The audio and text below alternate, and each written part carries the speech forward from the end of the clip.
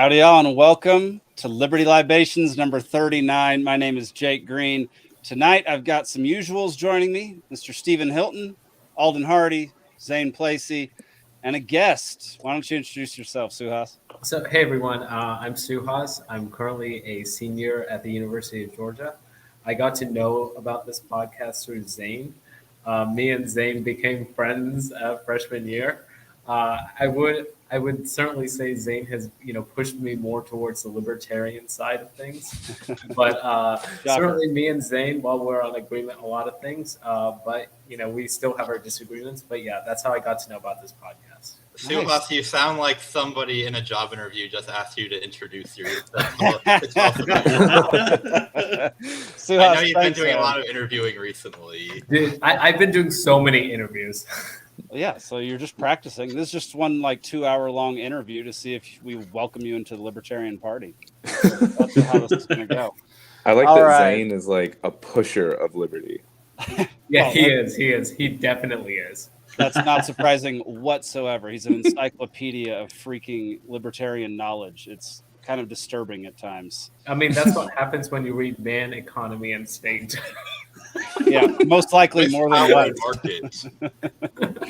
Goodness gracious. Well, what did I miss? I was gone for the last 2 weeks. Steven, update me. What did I miss, man? So Hawaii caught on fire, and it was maybe laser beams, and it was definitely not laser beams. Turns out it was actually looks like democide now, because there's actually stories now. I'm trying to vet these, but anyways, what I was seeing earlier today on my lunch break was that there was actually barricades set up to prevent people from leaving the town. So not only do you have the guy that was like the water manager or whatever that is, he was one of the local tribal leaders that they revere the water, so he would not give them permission to use water to put out the fire until it was way too late. But now there's stories coming out too that barricades were set up, and apparently the government in Hawaii, specifically, on the island of Maui, they're blocking the news. They're trying to only allow the government-approved news to come out, which is a telltale sign that something really stinks there. But you gotta be a little comforted in the fact that Joe Biden showed up and said that his house almost caught on fire one time. It has to be. It happens to everybody. Now, is that when Hunter fell asleep in the bathtub, or yeah? I think it's when his private chef maybe was making them a meal. That happens in every American household. Those private chefs really screw things up. Instead of the burning Alaska, he was trying to make a burning Hawaii, or flaming Alaska, whatever it is. Okay, so it got out of hand. You mentioned that someone told them not to put the fire out at the beginning when it was first started. The same thing happened in Montana 3 weeks ago for a forest fire. There were a bunch of guys there with a water truck and said, "We see a fire that started. Can we go put it out?" Because it was on private property. And the officials said, "Do not go put that out." And then it spread to be like a 1,000-acre fire. Who follows those orders? I don't know.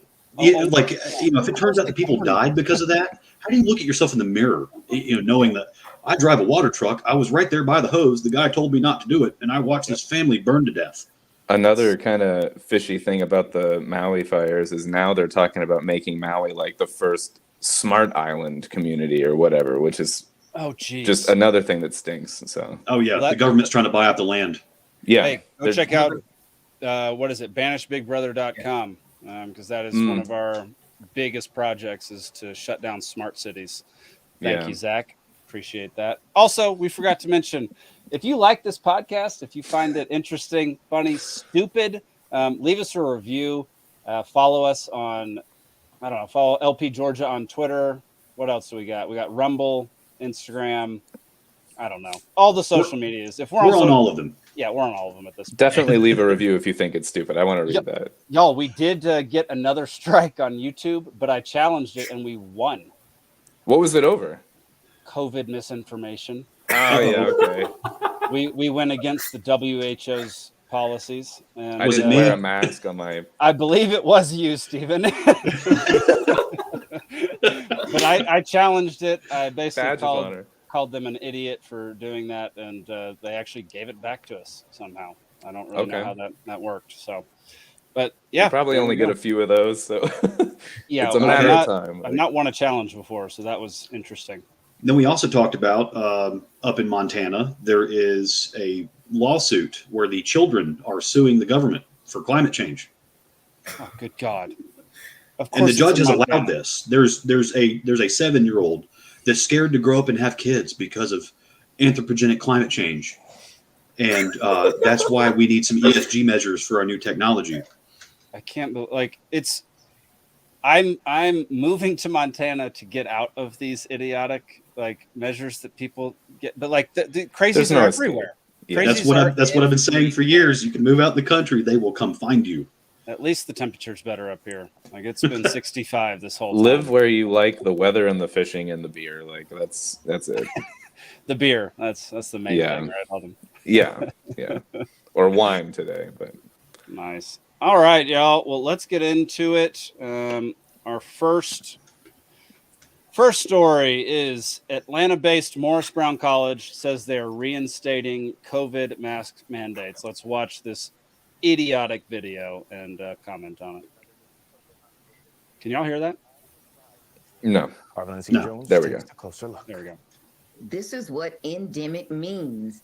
It doesn't go away. A spike in COVID cases, causing some concerns for Dr. Jane Morgan and other medical experts. The CDC's most recent data showing hospitalizations are up by 30% in Georgia. We know now with this heat wave, so many people have been driven indoors when we're usually outdoors, and we're also traveling a lot during the summer, so we're carrying the virus from one group to the next. Overall, the number of COVID-related cases is still low. We really only have hospital data. We don't have an idea really what the community transmission is. Hang on.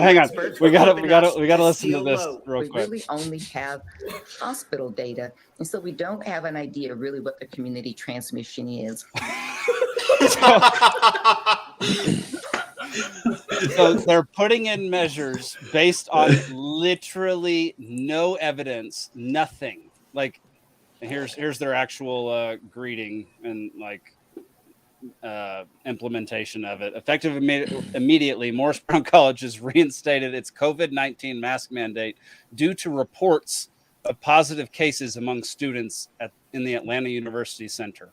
Due to hearsay. 14 days. Yeah, due to hearsay and due to just people having COVID, which is just like a usual thing nowadays. Like, it's not like people are dying from it anymore. Well, and the unspoken part, all of our adjunct professors don't like going to the campus.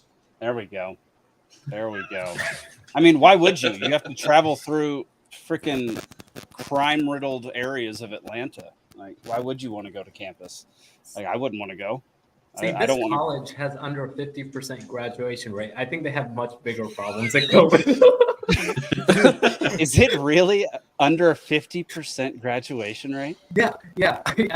Wow. So, like, this is one of those colleges that costs so much money and provides little value to its student body. That is unbelievable. Suhas, your volume just kind of started messing up. Can you log out and log back in, and I'll bring you back in when you come back? Cool. Thank you. But hey, they've got a great drum line.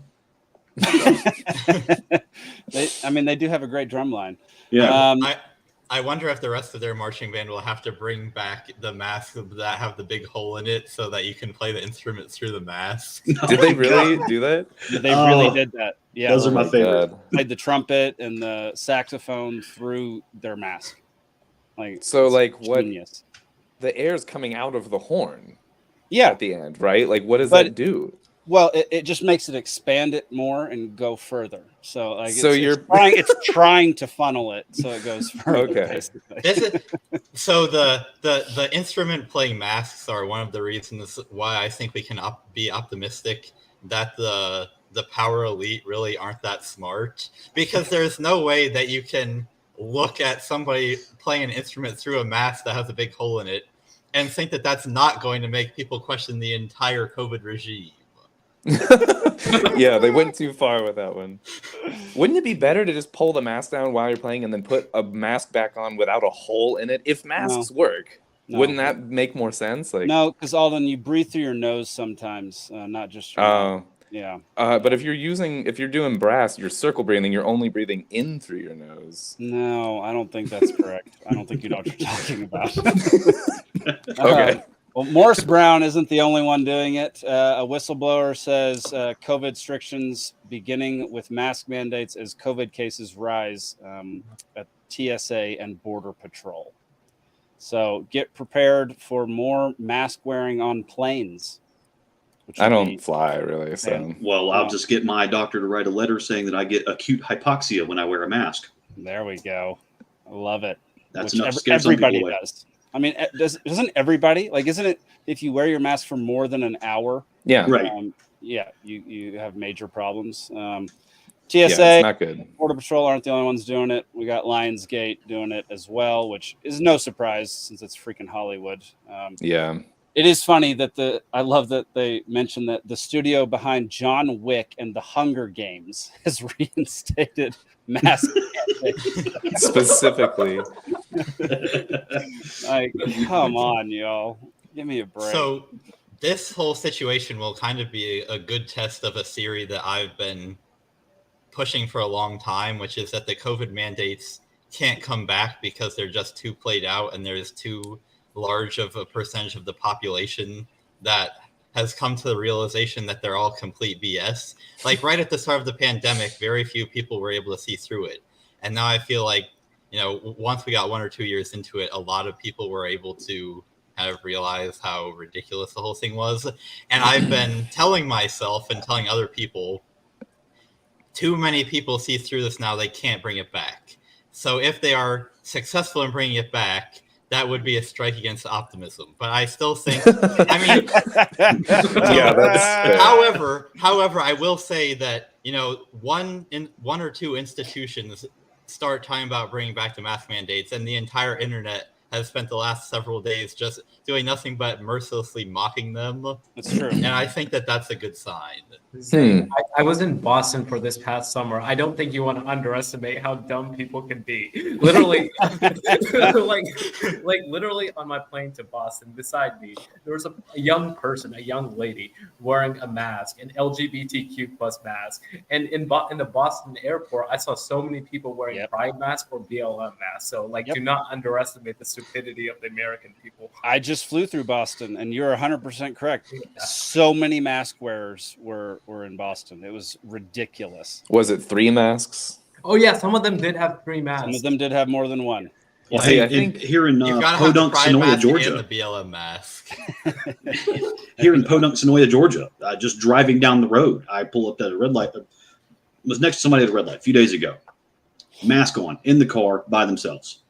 Oh, good God. I've seen a lot of the masks in one person walking on the sidewalk in a neighborhood on a sunny day, just wearing masks and things, like when I was in Washington a lot. And that is so painful. I mean, it's literally doing the opposite of helping your health. Yeah, honestly, it's actually going to cause you more problems, and you're going to actually be probably less even likely to fight something if you end up with like a chest infection or something. Like, I don't know. Right. I'm not trying to get another. I can halfway understand it. Like when it's cold outside and your heat doesn't work in your car, and you put the mask on because it keeps your face warm. Like that's the only time that makes sense to me.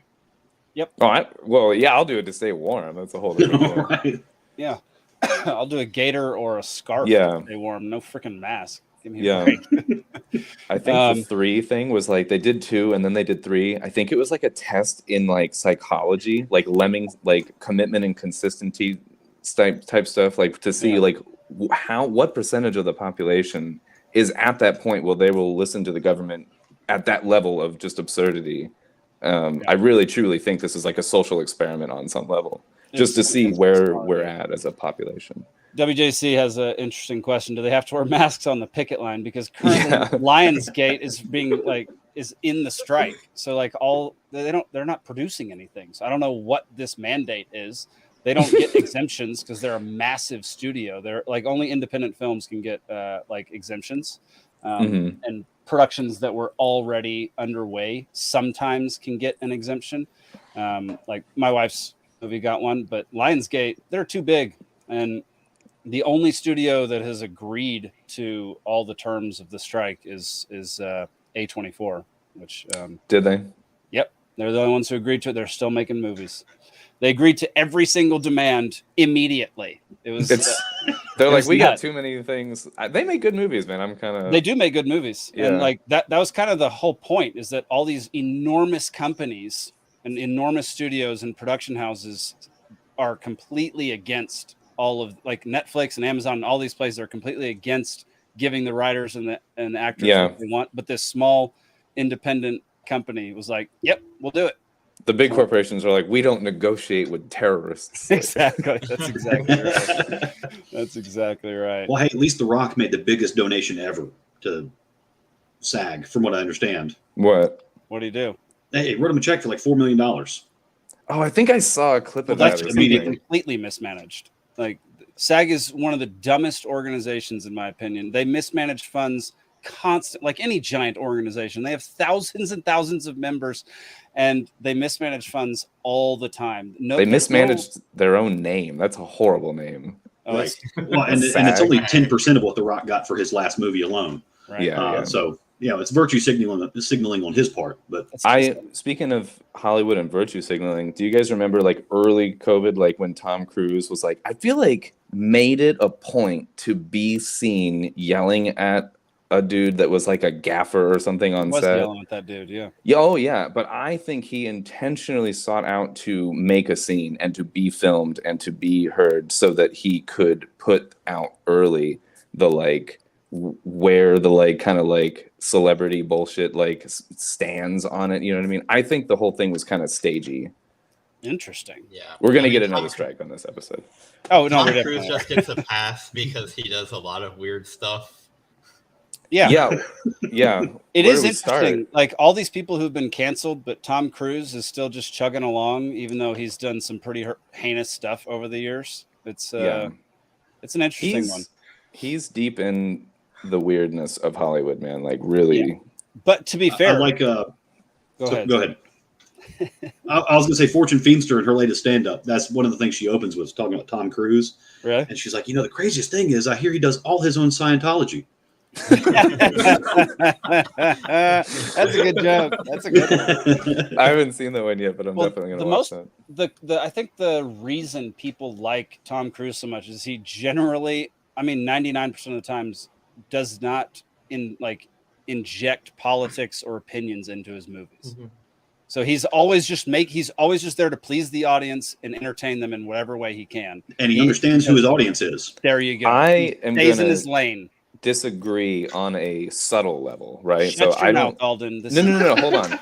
You're both right and wrong, right? So like I think his movies on the surface don't. They're not like on the nose, like telling us what to do or whatever. But like Correct. This is like what I've talked to you. Like the other channel, one of the 8 channels that I have in the works that I want to start is about decoding, like deciphering the bullshit like symbolism in Hollywood. And his movies have a ton of like symbolic bullshit in his movies. Well, yes. 100%, but like the point of art isn't to bash you over the head with ideas and like no, I agree, yeah, principles and all this crap. Like the one of the closest ones that got to that for me with Tom Cruise was the latest Top Gun, Maverick or whatever it was. It was literally just us versus Iran. It was like a veiled Cold War thing with Iran. It was ridiculous, but it was a great movie. It was really fun. Yeah. It was a solid movie. I will give it that. I've seen it like 3 times already. Guilty. Yeah, but that's because it's great.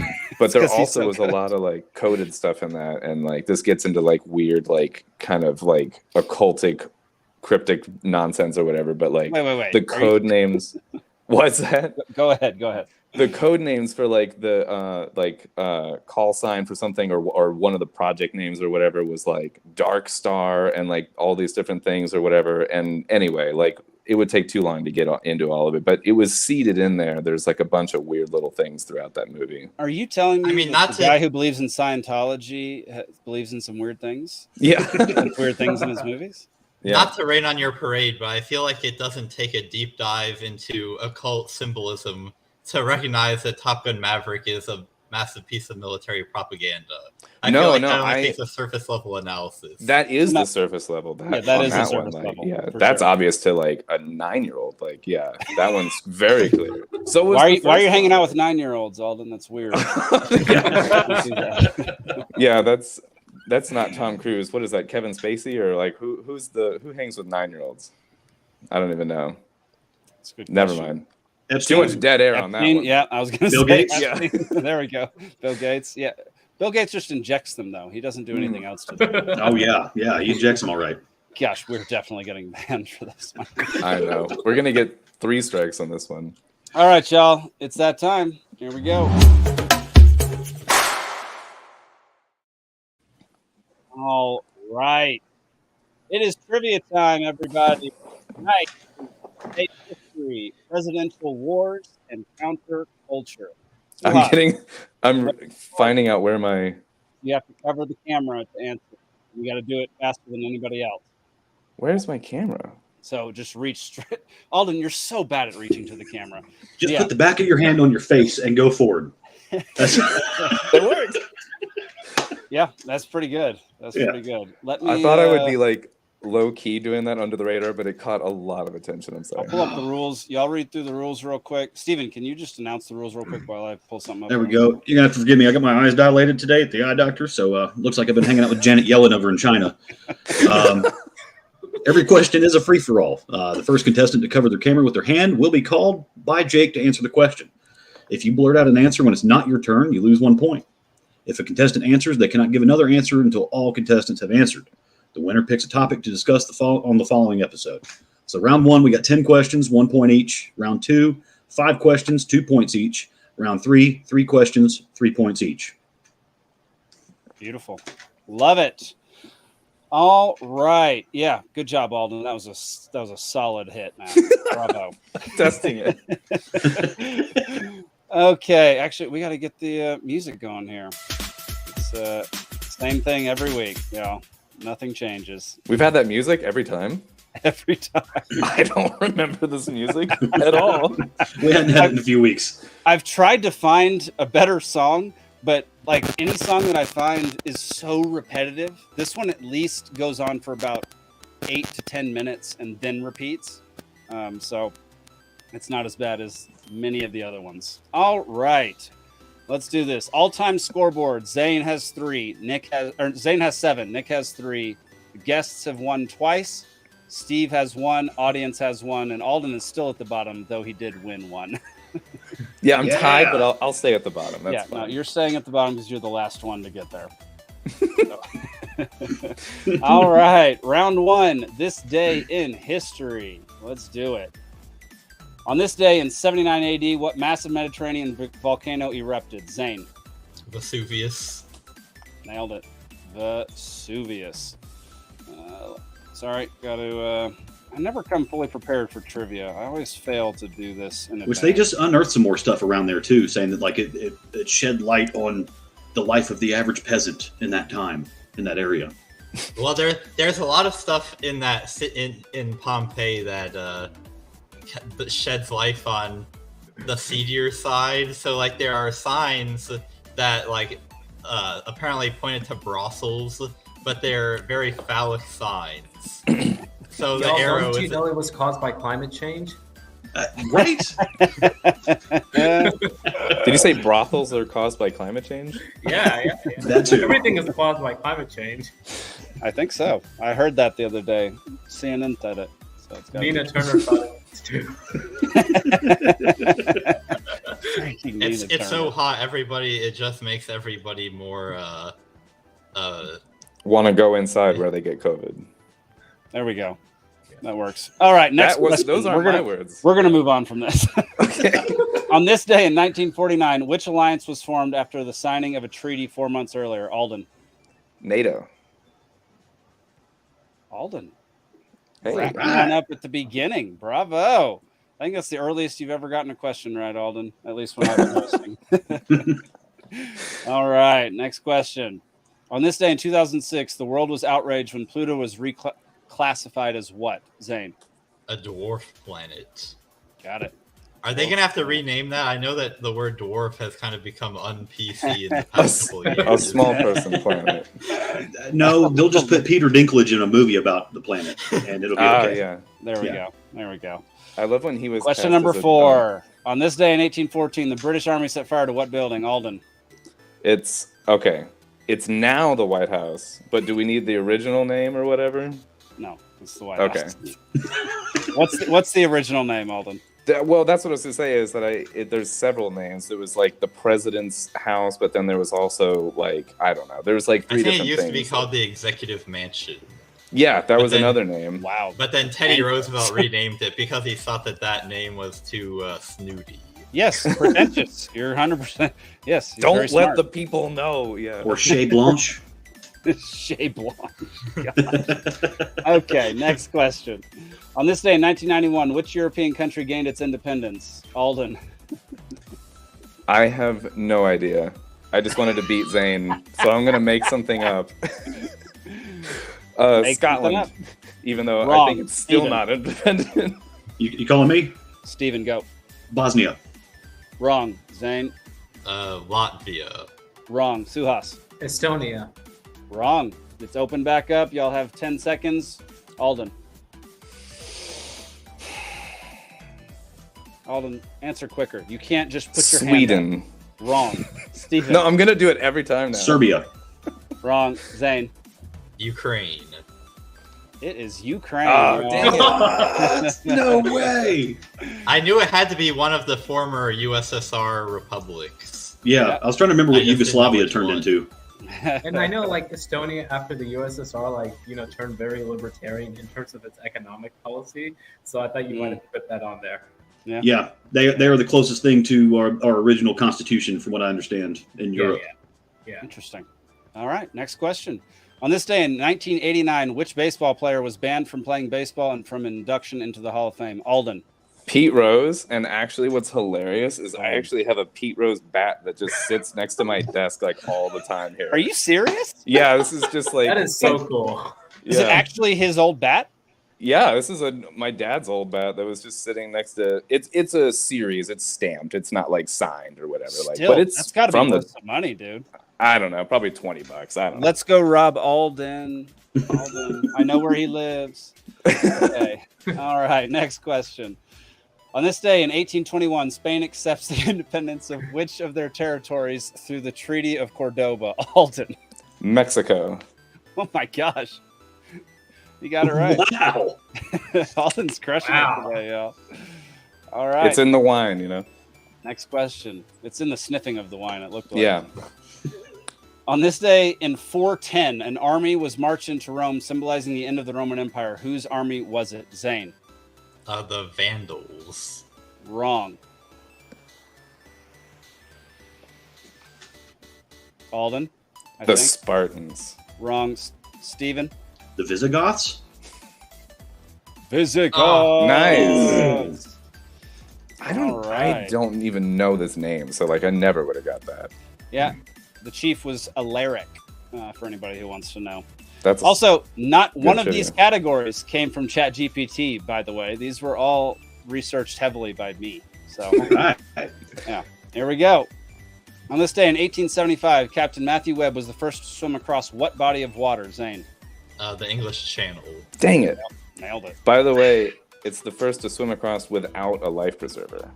Okay, well, I think that's a given. If you swim across with a life preserver, you're a loser. Lifesavers didn't come out to the 1940s, so All right, I think, is this the final question? Yeah, final question of round one. On this day in 2014, which legendary English director, narrator, and lord died?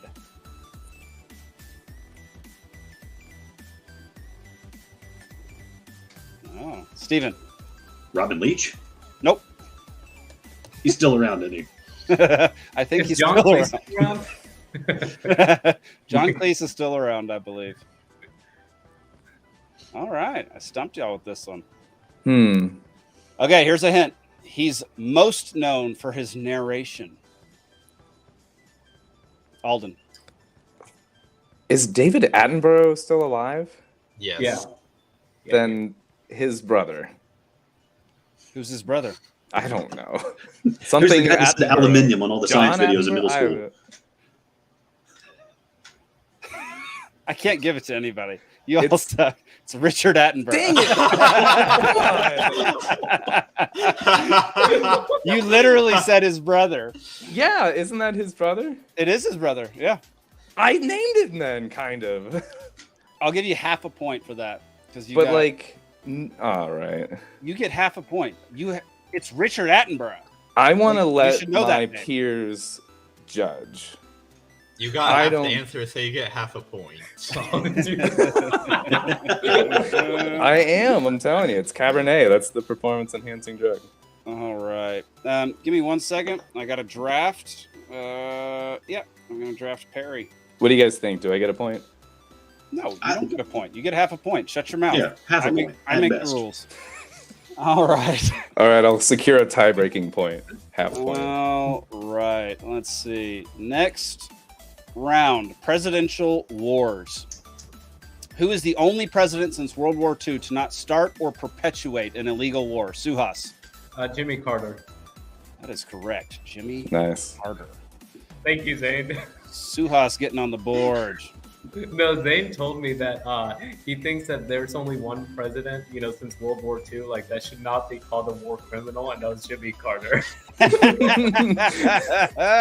Hey, perfect. I should have trusted my gut on that one. Yeah. All right. Just to remind y'all, if it is a number answer, you only get one round to vote. You only get one pick, and so after that pick goes, that's it. Okay? 7. Perfect. You got it. How many countries have a United States military base within their borders? Zane. 90. Steven. 192. Alden. 106. Suhas. 193. Zane gets it right with 80. Oh, dang it. 750 international military bases as of this year. It's not enough. It's not. I think we definitely need more. All right. Let's go for an even 1,000. Yeah, it's less than half. I mean, here we go. Who was the president who invaded Grenada, however you pronounce it. Zane. Reagan. Yeah, sorry, can't find the button. There we go. Ronald Reagan. War criminal. Our conservative hero who destabilized Central America. Perfect. Let me go on record and say Ronald Reagan is a war criminal. All right, next question. What president illegally got us involved in the Dominican Civil War? Zane. I feel like this is also Reagan. Wrong. Suhas. Teddy Roosevelt. Wrong. I believe it was Steven next. Steven, did you raise your hand, Steven? I did. Okay. And Okay. Both of my guesses have already been named, so I'm just trying to think on my feet here. And Jimmy, 5. no, not Jimmy Carter. It was 4. Nixon. Wrong. Alden, you get the guess. George Bushy Sr. Wrong. Dang All right, it. open back up for 10 seconds. Steven. Bill Clinton. No. Alden.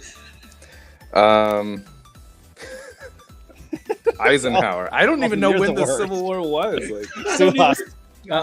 William McKinley. No. Zane. Gerald Ford. No. Y'all fail this one. It's George Washington. Even Grumpy Gnome got it wrong. It's LBJ. Oh. It's LBJ. Why is that so funny? There we That go. shouldn't have been funny, but I love it. Goodness gracious. He ends Okay. up with Richard Peters, right? And Carlos Danger. Did you guys hear the phone call of him like talking to his tailor about he needs new pants because his dick doesn't fit in his pants? Basically, like it's actually a hilarious phone call. Like LBJ?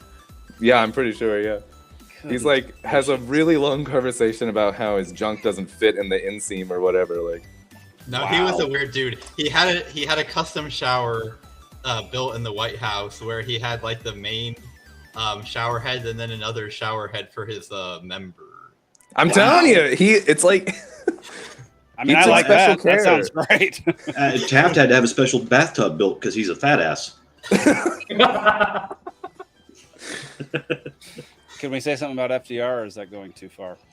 He swims in circles. Gosh. All right. Final question of round 2. How many illegal wars and military actions have been started and or perpetuated since World War II? Alden. 21. Zane. 30. Stephen. 17. 26. 26. Zane gets it. 33. Of course. Just to list them. Here we go. Korean War, Masonic Vietnam number. War, Laotian Civil War, Permesta Rebellion in Indonesia, Lebanon Crisis, Bay of Pigs invasion, Dominican Civil War, Korean DMZ conflict, Cambodian Civil War, intervention in Lebanon, I believe again, invasion of Grenada, bombing of Libya, tanker war in the Persian Gulf, invasion of Panama, Gulf War, Iraqi War, Somali Civil War, Bosnian War, Croatian War, intervention in Haiti, Kosovo War, war in Afghanistan, intervention in Yemen, Iraq War, war in Northwest Pakistan, Somali Civil War II, Operation Ocean Shield, war in Libya, Operation Observant Compass, intervention in Niger, intervention in Iraq, intervention in Syria, intervention in Libya. No So I wonder guess we that's- have a war So criminal sending president. dirty bombs to Ukraine hasn't made it onto the list yet. Not yet. This was updated. This list was updated earlier or maybe last year. I can't remember. Ukraine can't tarnish. Either way, you won. Either way, you got it right. Suhas, what did you say? You had something? I said no wonder we have so many war criminal presidents with this number of wars. Yeah. I mean, it's ridiculous. When I started Like, how looking into many- this, y'all, it's bonkers. What's the average? Like, how many wars per president is this? It's insane. Yeah, this is since World War II. Yeah. So we had 11 presidents since, or 13 presidents since FDR, or 14 now with Biden, and so that's like 2.3 3 at least per president. Yeah. But not Carter, though, so it bumps it up a little bit for the others. Right. Like, yeah. Right? Yep. Carter legit might be the best president of the last 100 years. That's not a high bar though, Jake. It's Well, not a high bar. We have him to thank for homebrewing for sure. Homebrewing, Yes. peanuts. And deregulation of the airlines and the trucking industry, I believe. Man, is this turning into a Jimmy Carter love fest? Jimmy Carter, if you're listening from your hospice, we love you, sir. All right. Round number 3 is counterculture. Zane, I forgot to add your points, buddy. All You right, can forget. That's okay. After 2 rounds, Zane has 10. Shocker. Alden has 4.5. Suhas has 2. Steven has 1. Audience has 0. All right. All right. I did well on we have all a yay the for Jimmy. 1 From points. Spencer. That's my test. Nice. Love it. Love it. All right. Round 3, 3 points each. Only 3 questions. Counterculture. Here we go. For the first time in history, 3 country songs are atop the Billboard 100. Name the 3 songs. Zane. So 2 for sure are Richmond, North of Richmond, and Try That in a Small Town. I'm not Richmond, sure north about of Richmond is correct. Try That in a Small Town is incorrect. Okay, but I still get the third one, which I'm going to guess is Fast Car by Luke Combs. You got 2. Alden. I was not raising my hand. I was scratching my face because okay. I don't Even. know country songs. So. Crap, I saw a picture of this guy today. So I knew the Luke Combs, I knew the Richmond, North of Richmond, and it's some little pipsqueak dude with a backwards hat that's not Luke Combs. I'm trying to think of, oh my gosh. Snoop Dogg. It's a I good don't know. song. I've got it playing a lot these days. All right. Your time's up. Suhas, you got a guess? No, I know nothing about country music. Is this current? Is this like this right now or something? Right now. Then I'm not going to know. It's Billboard Top 100. It's a counterculture thing because of Richmond, north of Richmond. Zane. Top 100 is I don't know. counterculture? No, Top 100. It's the 3 that made it to the top. Mhm. The How's top it 100. counter? The top 100 isn't counterculture. It's what the songs are freaking about. It's country music. It's Republican. It's like right-wing music compared How do you have to conservative music. the most popular song in the country be counterculture? Like, Well, unless it's It's Red Flag Tim counterculture to the McGraw. culture that's been happening for the past 10 years, Alden. It still sounds popular to me. I don't know. I don't consider WAP to be counterculture. I do consider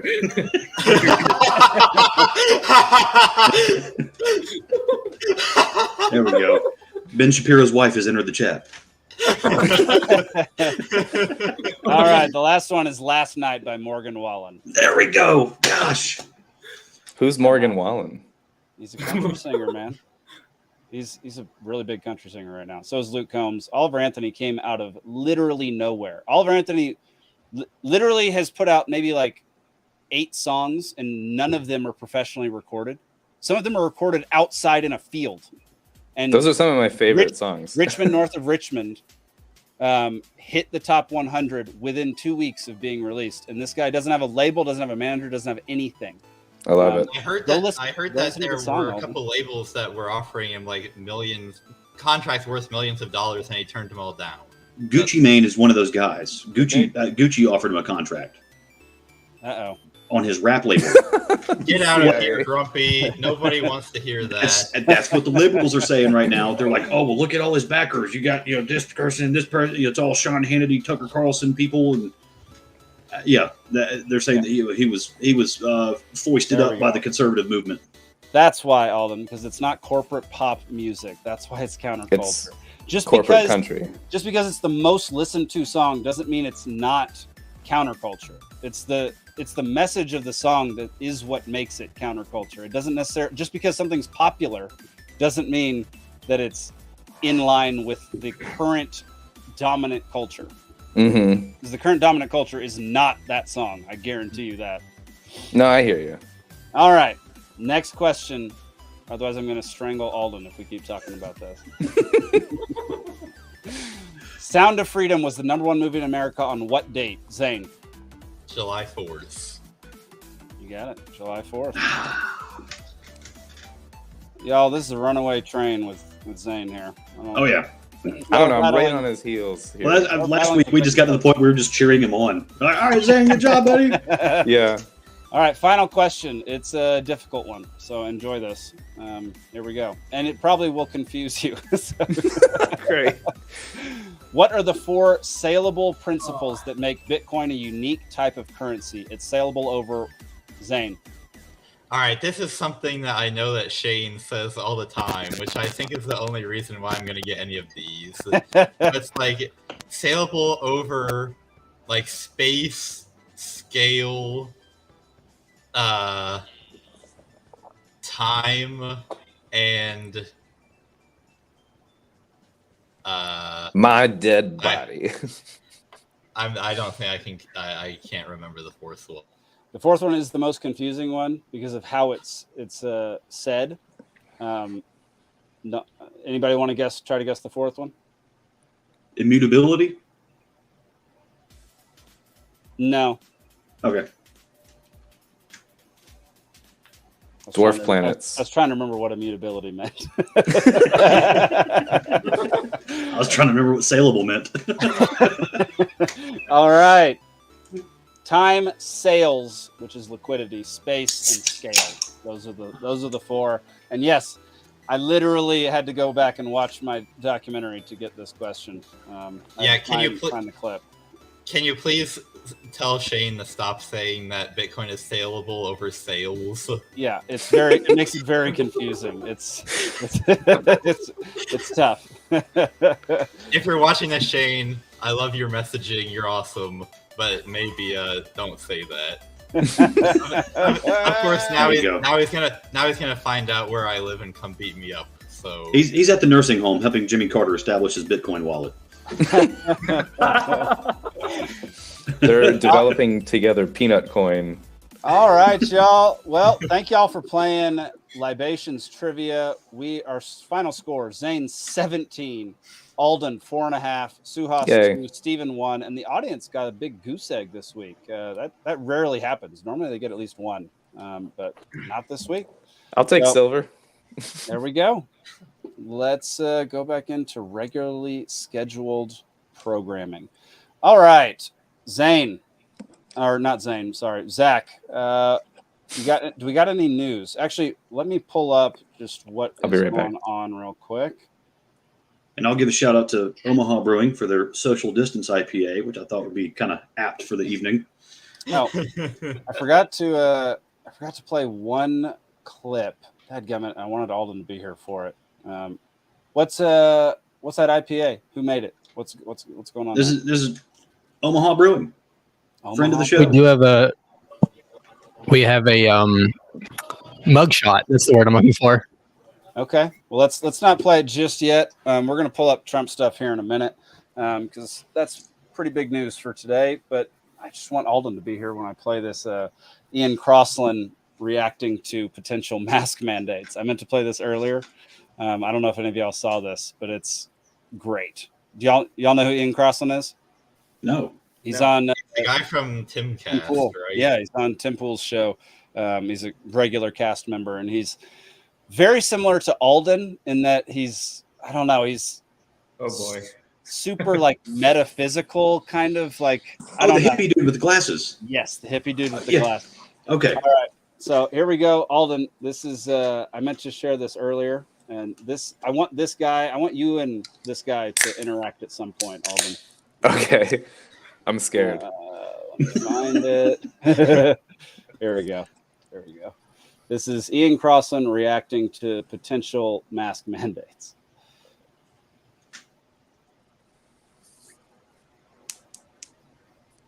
Maybe.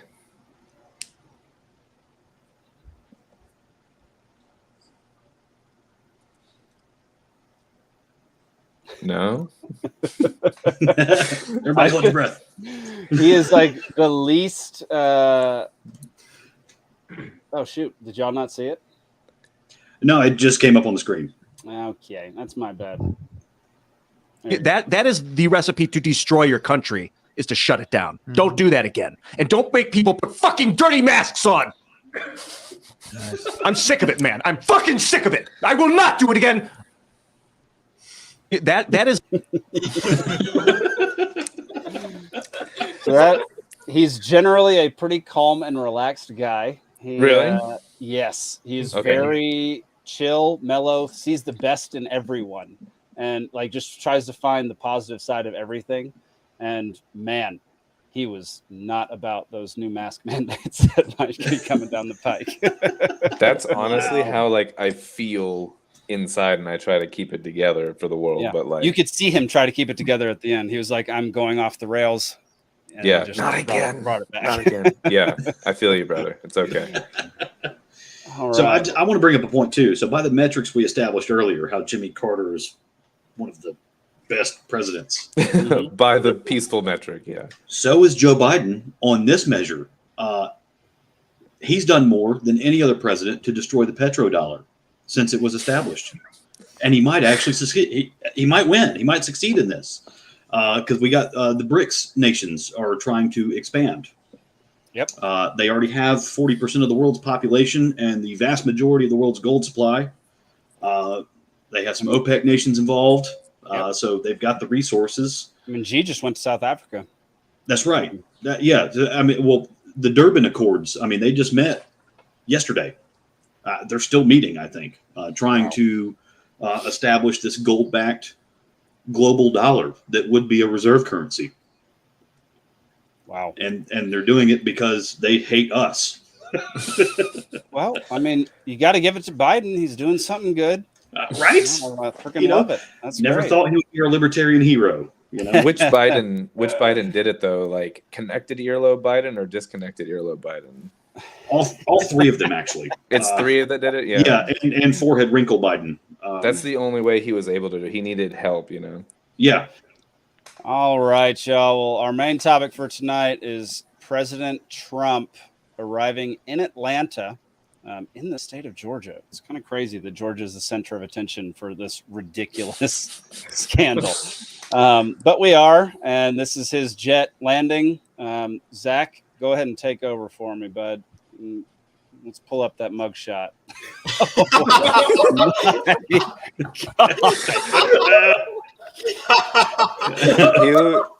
looks pissed.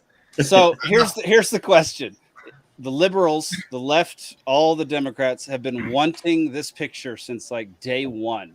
Do you think they're satisfied with this, or does this just invoke terror inside? I feel like he's looking into my soul right now. Why are his eyes redder than they should be? Right. It looks like he was doing pills before the photo or something. Like, I would love to hear Richard Attenborough's voice say, "And behold, the Eastern New York horned toad." Somebody needs to use this as an album cover. I'm sure That's some awesome. rapper will do that. I don't know. Has anybody seen any of the stuff going on around Atlanta today? Because I've seen a bunch of some people protesting, some people there cheering, some people. I've seen a whole bunch of different news. Anybody got anything specific? I've got some buddies up there that are there to observe and report, kind of thing. But I hadn't really gotten any updates just yet. I just kind of said, Godspeed, keep your head on a swivel. Do not expect the Fulton County Sheriff to uphold the Constitution. Yeah, no kidding. I think that's a safe bet. I mean, the fact that they've had 3 people die in their jail in the last 4 weeks, pretty much. Right. Is it 3 now? Yeah, one of them was there for shoplifting, and one of them was there on a misdemeanor bench warrant. So, you failed to report to probation. And they got the death penalty. And this guy tried to incite an insurrection. So, what are they going to do How to dare him? he? Yeah. I don't know. What do you think this does for the next election as far as voter turnout in Georgia? Does it bring more people out to the polls to vote in Georgia? Does it put more of a spotlight on our state? Oh, this milkshake is for sure bringing the boys to the yard. I can guarantee you that, brother. Were you saying something too, Suhas? Or? Yeah, I think this will definitely boost, support among, Trump voters and try to boost turnout.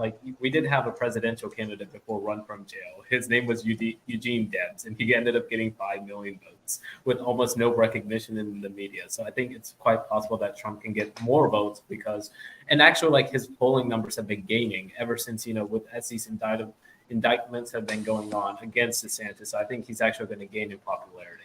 Yeah, it's the publicity is. Yeah, go ahead. Yeah. I mean, I just the attacking your political opponent like this, and it almost makes me want to vote for Trump just to be screw you, Biden. Come on, man. Doing this is such a mistake unless their goal is just CNN, MSNBC, all these people to make money. Unless their goal is to, instead of promote another healthier, better idea, but to actually cause more of a rift in the country and polarize even further between the two parties, which I think is one of the main tools of media. But well, that's one thing they are doing is they're driving a wedge in the Republican Party. So after the wake of the first debate last night, that's one of the things that you're hearing a lot of, even amongst the so-called neutral or even the libertarian-leaning talk show hosts. I listened to a bunch of them today, and what they're talking about is that you got Nikki Haley has this certain thing that's good about her. Ramaswamy, aside from the impressment, has this good thing going for him. Chris Christie is even scoring points. I guess he's tired of buying fudge rounds with EBT cards. So he's getting back into politics. So it's just you've got all these other angles going at the same time Trump is moving, and now you have the mainstream Republican channels, like Fox News, because after Roger Ailes left, the kids don't want to keep pushing that narrative. So this whole fair and balanced narrative is it's shifting left as well. So really, I mean, the only conservative outlets that you have left are Newsmax and OAN. Those are the only ones that are still diehard Trump fans. Other than that, the other conservative outlets, so-called, are pushing the other candidates. So the more they throw Trump out in the spotlight, he's got a majority of the votes, all that kind of stuff. But if they can make him have a heart attack, or if they can make him slip up, or if they can just do something just to piss off one of his demographics, and you slip in the polls a little bit, they can split the Republican Party, and that's how they win. I think what they really would like is for him to enter some kind of plea deal where part of it is he agrees to not seek public office again. Or I'd have to look into this, but there might be some crimes where if you get convicted of them, you can't run for office anymore. But yeah, just throwing him. What was that? I said there definitely is. I don't remember which crime though. Yeah, so just throwing him in jail is not going to do the trick for them. Any step that they take in terms of indicting him or even arrested or like even convicting him, I think will just increase his support. They have to be trying to get some way to prevent him from running at all, or else this whole thing is just going to make even more people like Trump. But, here around Atlanta, I mean, we have an established history of politicians winning re-election from jail, a la Sheriff Victor Hill in Clayton County. That's such a great tradition. Let's keep that one going. There you go. ATL, baby. So I think his bail, according to a report I heard like yesterday, the judge was going to set it at like $250,000. How quickly is he already out? Do we know, Zach? Do we know if he's already out of jail? Like, did he just get a mugshot, pay bail, and leave? I think Putin paid his bail. Yeah. with Prigozhin stolen right account. What's that, Zach? He's on his way back to New Jersey right now. Okay, so he spent 0 time in jail. It's just like, what's the point? The rigmarole of that. I just don't get it. Honestly, just making him fly down on his private jet just to take a photo is absurd. Like, think of the carbon footprint of this. Like, oh my God, it's an outrage. Gosh, that's the angle we should be taking. Yeah. It caused a disaster in Maui. It's just a weird situation. Like, I was going to say, how long could he run his campaign from in jail? And how entertaining would that campaign be? Steve, T.I. shot a music video. What's that, Zach? Go ahead, Zane. No, I was saying, Steve, you keep talking about how people have like released entire albums from the Fulton County jail and then walked out. Yeah. Yeah. Well, no. Well, the generation of United Nortinos was over in California. That was the early 2000s. The entire leadership of this gang was in Supermax prison, and the numbers of the gang tripled, and they had 2 platinum albums on the market at the same time. These guys are recording albums from a Supermax. Like, how is that? So he could probably. Is that the one that also had billboards and stuff up around town? Yes. Yes. There were like entire like RICO cases that were taken off their YouTube comment section. That is amazing. Yeah, and because I went and watched I was watching one of the videos because it was a good song. It was a banger, and the comment section even said, "This comment section has been commandeered by the FBI under investigation. So and so subsection this and that." I was like, "What in the world? These guys are in Supermax." And like, so, rather than taking it down, YouTube takes stuff down all the time. They didn't take down that music video, but they. And I still saw a commercial for Lever 2000 body soap. So they were monetized. It's just the American dream at its finest. Mm-hmm. Totally. Yeah, exactly. But no, I was talking about T.I. The rapper T.I. He shot a music video from Fulton County Jail, hung the deuces at the end, walked out, and then it was like a big story. It was like, oh, he was supposed to come back in, and he didn't. and they left the music playing, and the guards were too busy dancing to like round him back up. Goodness gracious! Yeah. Right. Well, in other news, the Steelers are whooping on Georgia's Dirty Birds right now, 24-0 at the half. I'm just saying. It's the preseason. Nothing is more pointless in life than the NFL preseason. Also, being an Atlanta Falcons fan, there's nothing more pointless than that. Well, especially now that they closed the CNN Center, because at least like that gave you a clean place to go take a dump and get a cheap beer before you went to the game. And now that they're leaving, like, really, what's the point? You just have to poop on the bleachers, like everyone else. Yeah, like everyone else. But their beer in the stadium is not that expensive. Like, it's not that bad, but stadiums, it's very reasonable. It's recycled. Like at the Cowboys CNN Center, like you could go there $30 and get half tanked and have a whole meal. That's pretty great.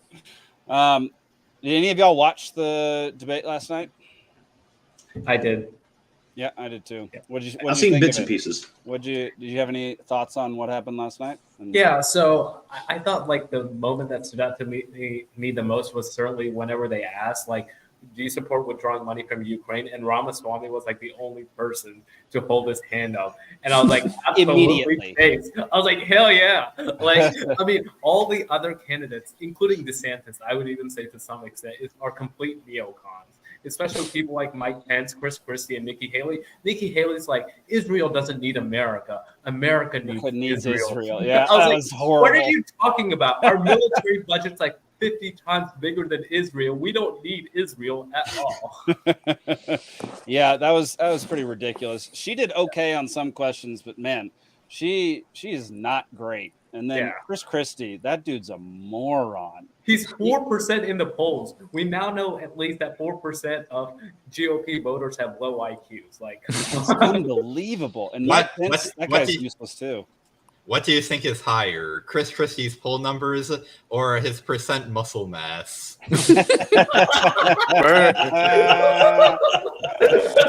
Oh god, that's a good question.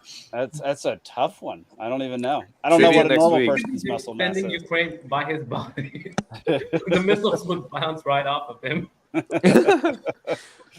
Man, yeah, the debate was interesting. Ramaswamy definitely destroyed everybody. Like, it wasn't even close.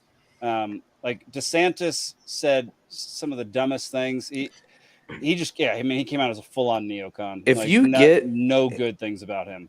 Anytime I've seen him talk for longer than 2 minutes, it gets weird, honestly, with him. Like, it eventually gets strange. I've heard recently that he's on the spectrum, which would make sense.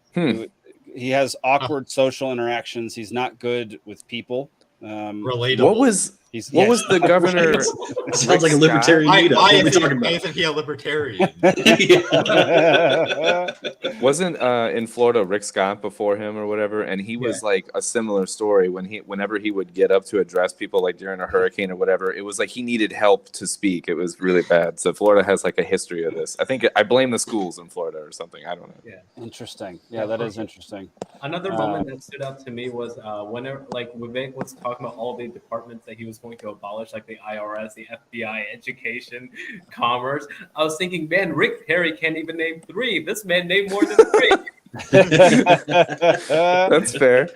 I was shocked that Ramaswamy got booze a couple times, which was interesting. Because he wasn't saying it was funny because I think there was a massive crowd. They were pretty raucous. They were booing and screaming and cheering at like climate change agenda folks. Yeah, that's what he said, and the crowd just booed at him. Yes, he didn't say climate change. He said the agenda. Yes, and the amount of like Republican candidates that are completely on board with the climate change crap is unbelievable. It was the perfect representation of conservatives, or like Republicans are just liberals driving the speed limit or whatever. Like, basically, at some point, they're going to be climate change activists. You know, the further it gets pushed, Republicans will just end up being exactly what the Democrats are today. Well, because they already have the model to monetize the restrictions. You know, these rules go into place, and we know, because there's been comprehensive studies done now, that there's a plurality of the companies that have a positive ESG rating are not graded on their carbon footprint. Anytime the Republicans and the Democrats they know this, and so they're like, yeah, put them in place. Give me that government money. Wow. If we ever agree on anything, and if ever anything is written and made into law quickly or whatever, I am the most dubious. Like the Patriot Act, for instance, is one that comes to mind for like, do you know how many here's a trivia question. How many fucking pages long is the Patriot Act? Isn't it like 2,000 pages? Billion. It's hundreds of pages, and there has then been added to it over the years or whatever, and it came out like a week after. There's no fucking way. Anyway, you give me long enough, I'll just bring it to 9/11 every episode. Oh, yeah. Well, that was one of those things that, you know, Dennis Prager was hitting hard on that. That and all the omnibus bills. You know, what's your favorite part? Oh, I can't really tell you. Okay, well, which part did you author? Oh, not really sure of that either. You know, I mean, that's how it goes. But you voted yes. What's your favorite Bible verse? All of them. Like, all of them. Yeah. Oh my God. Have you seen? Oh my God. Who was it? It was Jamie Foxx's Trump impression. was so on point. It was amazing. That dude is utterly talented. It was unbelievable. You would have thought it was Trump. He did the same thing, like the Bible verse thing, where someone asked him, like, "What's your favorite death row album?" And he's like, "All of them." Like, he did such a good job. Like, not only the sound, but like his style of answer. He became Trump. It was awesome. Which pretty great. Death Row Records, don't they own Hasbro, which is the Transformers? Do they really? Or there's a holding company that owns both of them, or something like that. Like, Based I've remember seeing an article that Death Row Records is now tied to the Transformers somehow. Yeah, I don't know. I didn't know that. Explain why that matters. Why did that just pop out of your mouth, Steven? I was just random topic. Truly random trivia. Yeah. I can just see Suge Knight in his prison cell, just like, yeah, watch that new Transformers movie. The times when we agree, like, I get skeptical, and then to tie it into what we were talking about earlier with the media, and usually it's so polarizing, and then like be careful about when we agree on something, because that's when shit gets weird, honestly.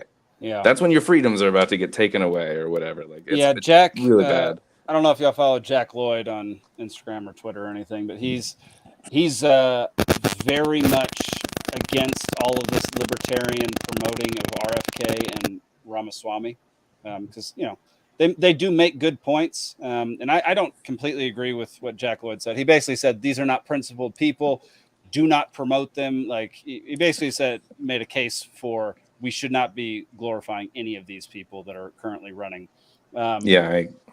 But I don't know. I don't necessarily agree. I obviously don't believe in voting for the lesser of two evils, but I think when certain people are like bringing certain topics out to the forefront and attacking things in ways that we never see, I think it's probably a good thing to at least try to push them out into the world so more people hear what they have to say. Yeah, I completely agree, Jake. I mean, I'm always reminded by the quote that Thomas Sowell said, which is, life does not ask us what we want. It only presents us with options. And so it's like, yeah, obviously none of these candidates are ideal. And Ron Paul, would probably be better than any of these people. But out of all the options that we have to pick the best one. And so right now it seems like Ramaswamy is better than like all the other mainstream candidates. Yeah. Yep. Right. Well, and then the worst part about everything he's been talking about so far to me is the whole conscription thing. The mandated military service as a way to boost patriotism, but that requires legislation. So, Steve, I actually want to clarify a little bit on that point, because I too am not a big fan of his policy, and I was going to try. I asked him a question about that policy when I was at PorkFest and he came to speak, but I looked into his platform, and so the crux of it is putting in an additional requirement for being able to vote before you reach age 5, and the one that everybody has been teasing onto is like the military service part, but everybody is forgetting that the other part of his proposal is that you could also just take a basic civics test and also be able to vote that way. And I feel like 99% of people who were interested in being able to vote before age 25 would just take the test instead of radically alter their life by joining the military. So again, I don't think that it's a good policy, because I don't think that we should be making any encouragement for anybody to join up with the military industrial complex. But I would not really describe it as conscription because of the option to take a really easy civics test. There's an opt-out, yeah. Yeah, I mean, he does have some terrible thoughts, and like I know that who doesn't? He was, Ramaswamy was have some terrible. I have great thoughts all the time. I have the best thoughts. Just ask anybody. He wasn't great with vaccines, and he did run a pharmaceutical company, or does still, and he's definitely not the best. Can he beat Trump? I don't know. Probably not, unless something really bad happens to Trump. I feel like I think it was on Timcast yesterday. They were saying that somebody commented, it was from a super chatter, that Ramaswamy was the Bruce Banner to Donald Trump's Hulk if they ran on the same ticket, which I thought Trump comes in and just rattles everything up. and then Ramaswamy is just like boom, boom, like he has the actual plan for how to get things done, and Trump is just like a bull in a china shop, which I thought was interesting. Wasn't that Steve Bannon at one time? Yeah. Yeah, but Steve Bannon wasn't likable. Steve Bannon's a twat. Yeah, he's terrible. One of the other problems I have with Ramaswamy is he said reform the Fed. I wish he would change that from reform to abolish. I don't think he's going far enough on Fed policy. I agree. Completely agree. I was actually shocked because I thought he was leaning towards abolishing the Fed in some podcasts that I listened to him in. But man, that was maybe he's being careful depending on his audience. You know what I mean? But let's see. Kenneth says, seems like both Democratic and Republican voters love a political outsider until their party puts in an establishment candidate and the only outsider on the ballot is Libertarian. Let's just shout this out real quick. Kenny Blevins is running for Oklahoma Libertarian for U.S. Senate. Love it. Nice. Thanks for listening to the show. Thanks for watching the show, Kenneth. We appreciate it, man. And if you ever want to come on this show and promote your campaign and, talk to us about the nonsense that we talk about, you're more than welcome to, my man. Yeah, you can come on the show and promote your campaign to our listener. What? Zane, don't downplay the literally tens of listeners that we have. I don't know. We're growing, still a new thing. 2-hour late night show with a bunch of dum-dums is not the easiest thing for everybody to stomach. So we gotta start somewhere. I can barely stomach it. So, well, I mean, we compete with Thursday Night Football, and then before that it was Diablo 4 coming out. So, I'm watching Thursday Night Football. I feel like most of our audience would be watching Timcast, or at least a good portion of our audience, and I think they're on every single night at this time. So, that cancels out a whole bunch of people that would potentially be our viewership. All right. Did anybody watch the Trump interview with Tucker that was going on? I watched part of the RFK one with Tucker, though. Interesting. We'll talk about that in a second. It was hilarious. So the debate started at, I think it was like 7 or 8 p.m., 7 p.m. somewhere. And the Tucker and Trump thing started at 7:55. So 5 minutes before. Like 5 minutes before they got all. That's poaching. It got 178 million views. Oh my wow. God. Yeah, I did not. Oh my God. 178 million views. A lot. I watched it. I don't care for Trump, but he just seemed likable in that interview. I just hate it. Like it was a very interesting interview. I would advise everybody. I would suggest everybody go watch it, or at least clips of it. He had some interesting things to say. He wasn't too insane. He wasn't too brash. He was pretty. He only insulted a few people, which is interesting. That's a record low for an interview with him. Right? Yeah. Oh yeah. Right. Interesting. I'm surprised none of y'all watched any of it. I mean, it was obviously the biggest thing on Twitter or X. Yeah, we just keep calling it Twitter. It's Twitter. I was too busy brushing up on fantasy football stuff here before I had to put my keepers in. So priorities. That's fair. Grumpy, I know which part of that interview you're talking about. I don't know that was what I got from it. I think he said at this point he thinks he may have, but he doesn't know for sure. Is basically what I got from it. Mm-hmm. And Grumpy, what's your beef with Tim Pool?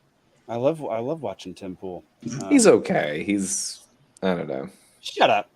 Tim Pool himself is fine. He's not great on a bunch of things, but a lot of his guests are awesome. I mean, he's got Dave Smith on there regularly. He's got right.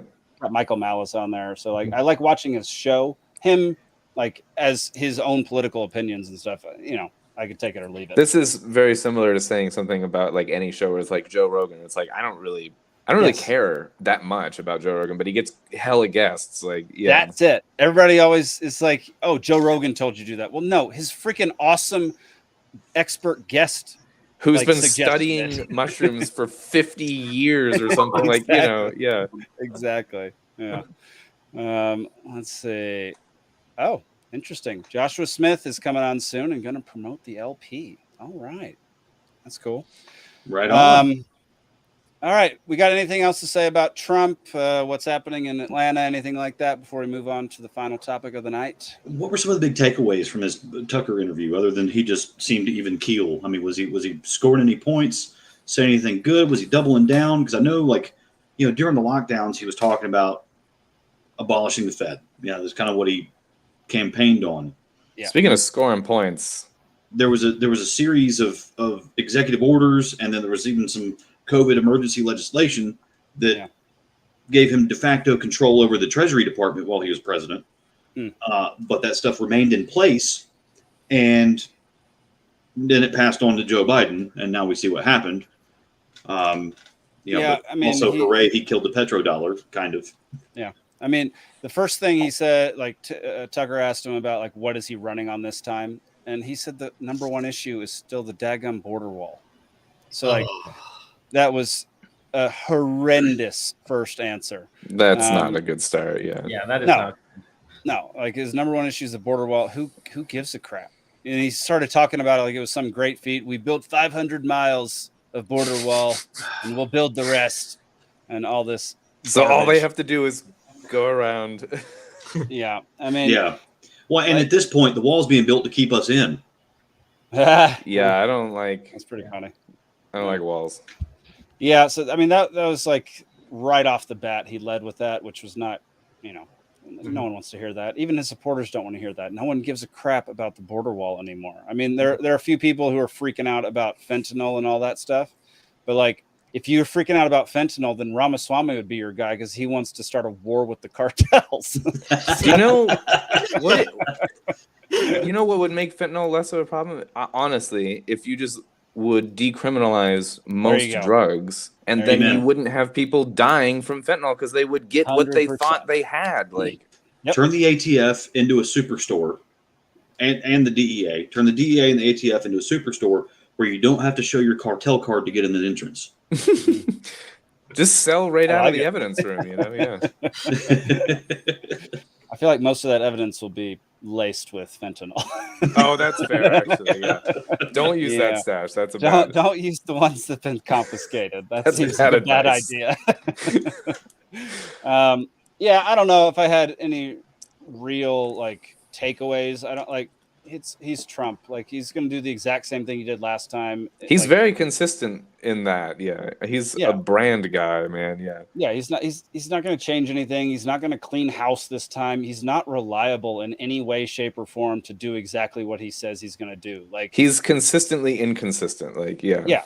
But the reason I said it made me like kind of like him is like I'd go have a beer with him.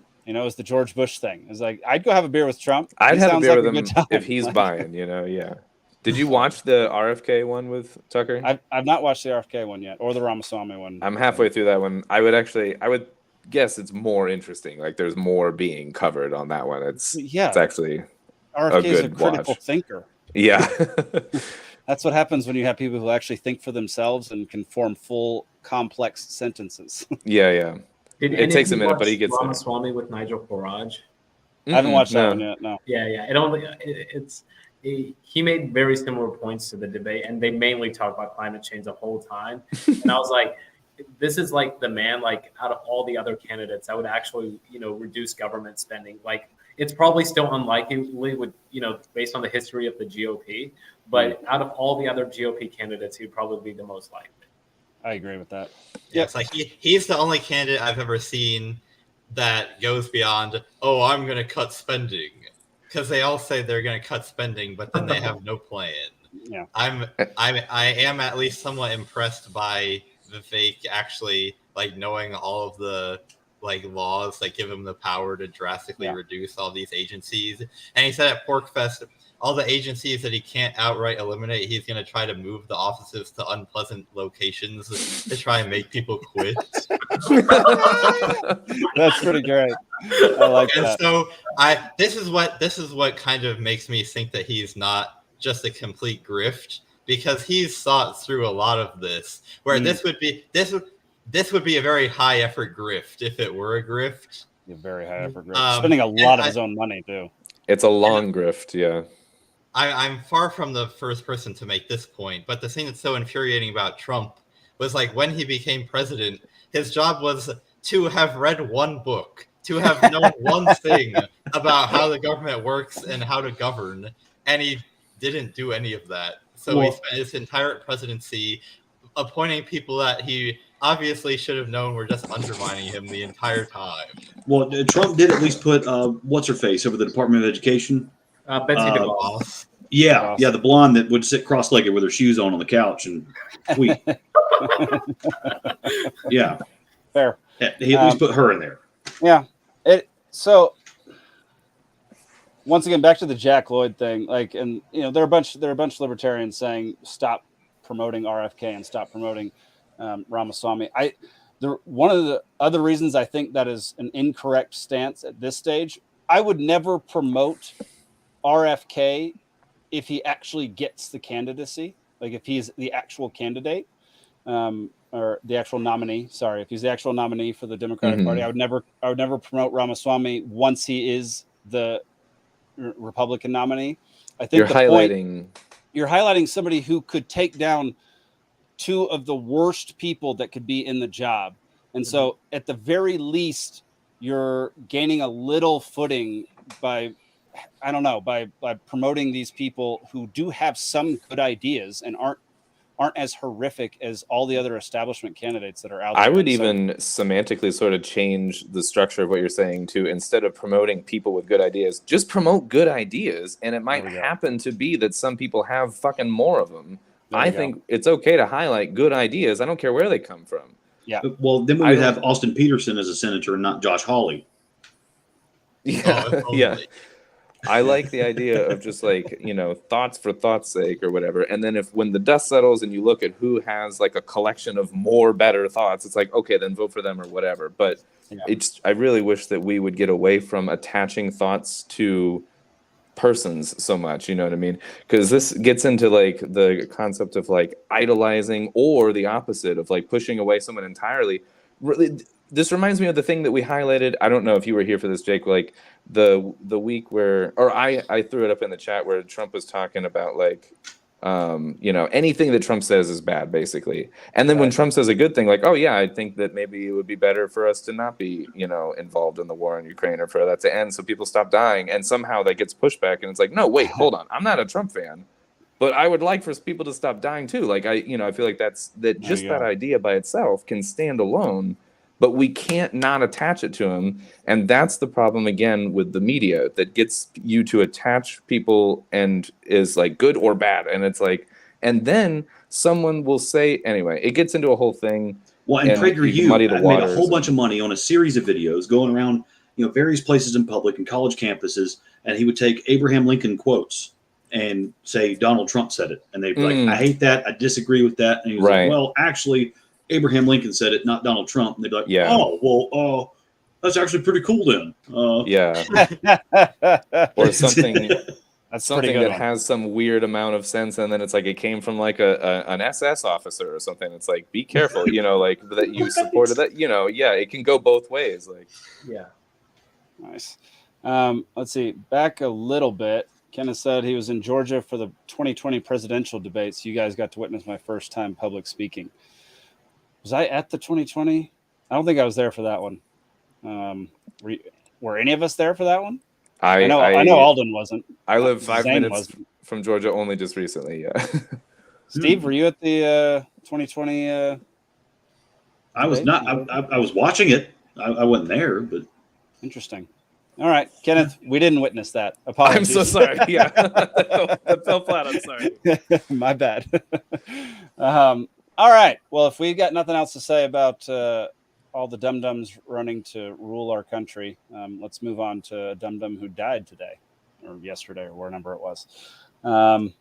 Zach, you still there? Let's do it. Here we go.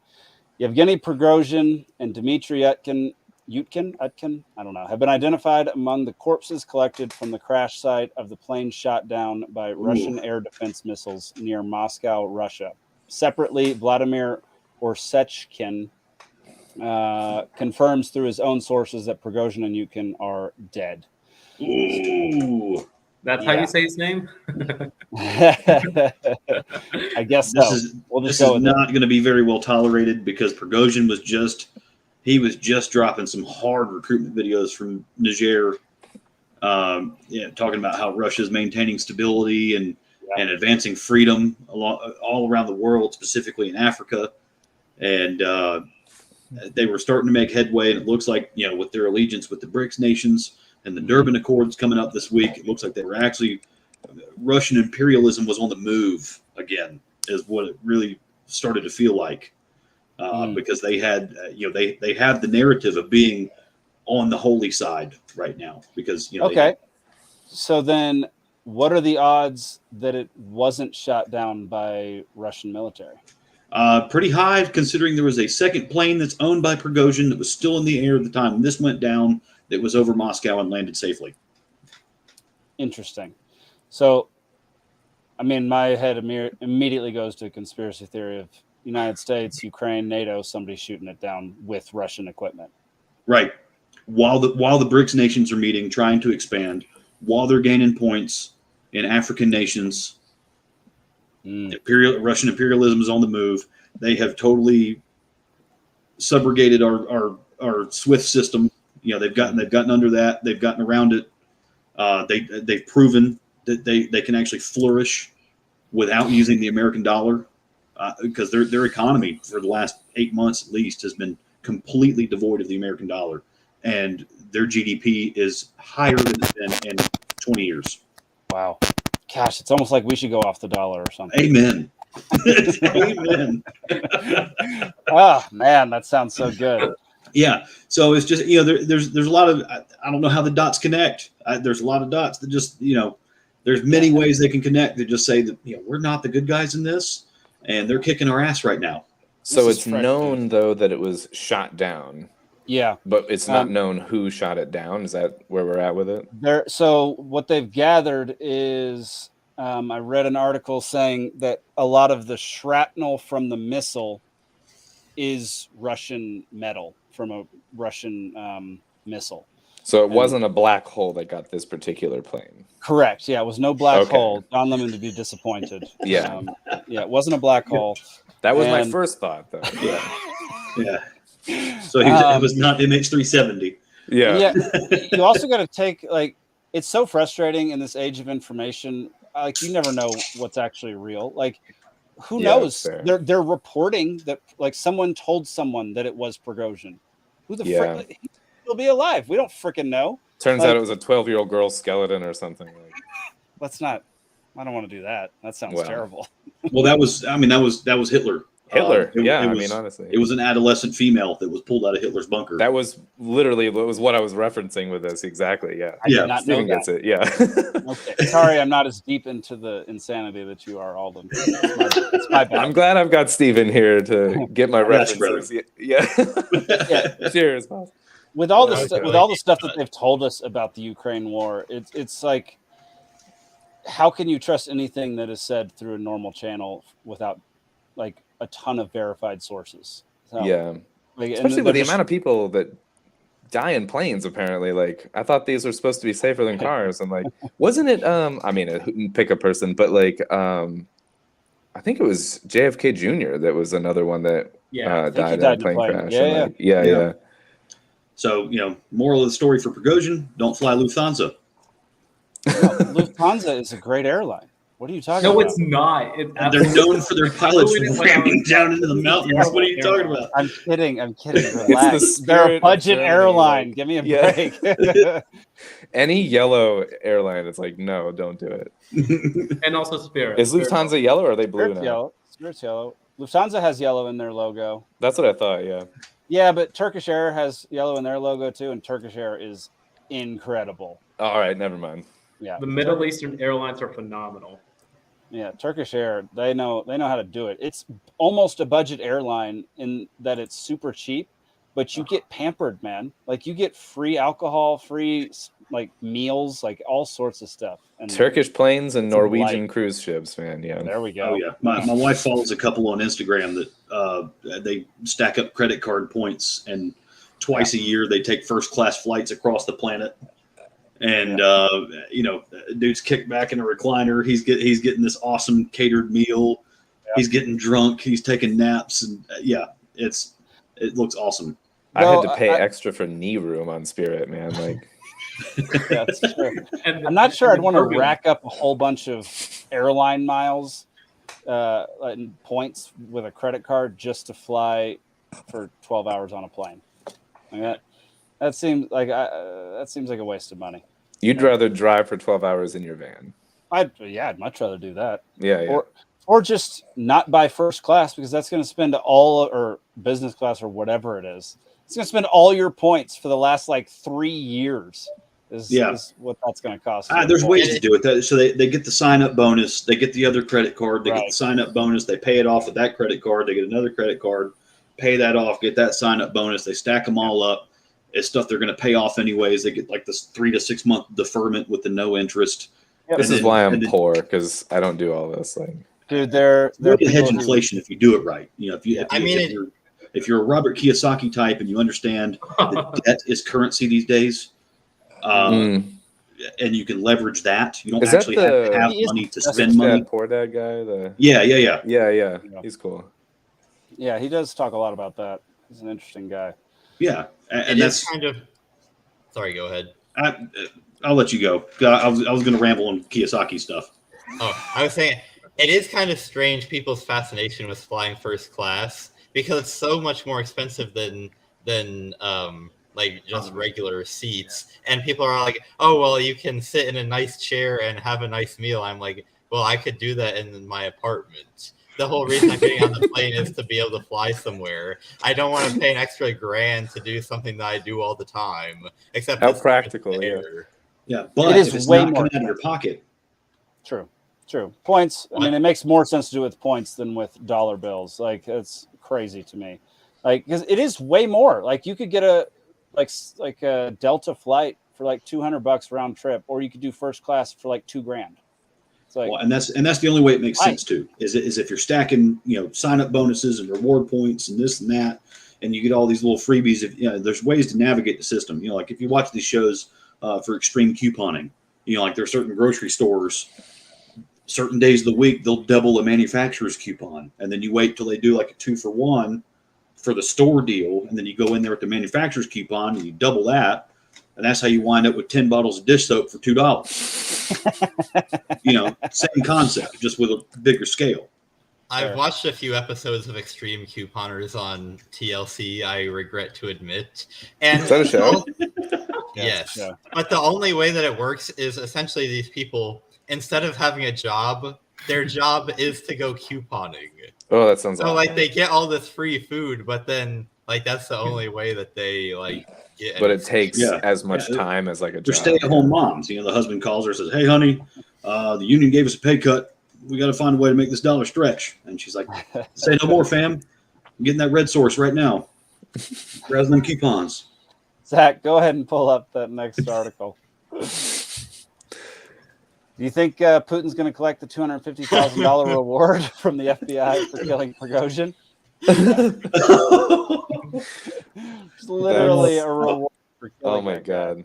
Is there a way to laugh in Hebrew to this? No. Yeah. I mean, it's hilarious that he's on the FBI's most wanted list. Those are some pretty gangster photos of him. Yeah.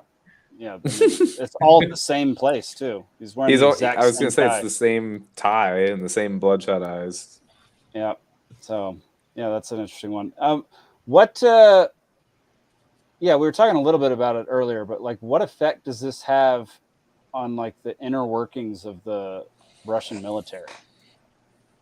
Like, how much distrust in Putin does this sow? And like that, Well, because the Wagner forces allegedly, this is what we were told, right? Yeah. I don't know, because usually one of the other sources that I like to watch is F-24 out of France. Okay.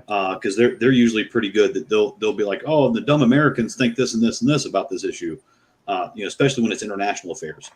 Mm-hmm. I don't know what RT thinks about it, but we got one of our great American journalists, Lee Strobel, works for RT. So I'm curious to see what he's going to come out with on this. Yeah. But just initially, if we're to believe what was in the narrative recently, was that the Wagner forces moved on Moscow to depose Putin. what we're going to believe, at least what we're being led to believe, is now there's a massive demoralization in the Russian forces, and it's the time to strike. And the GOP debates are happening right now.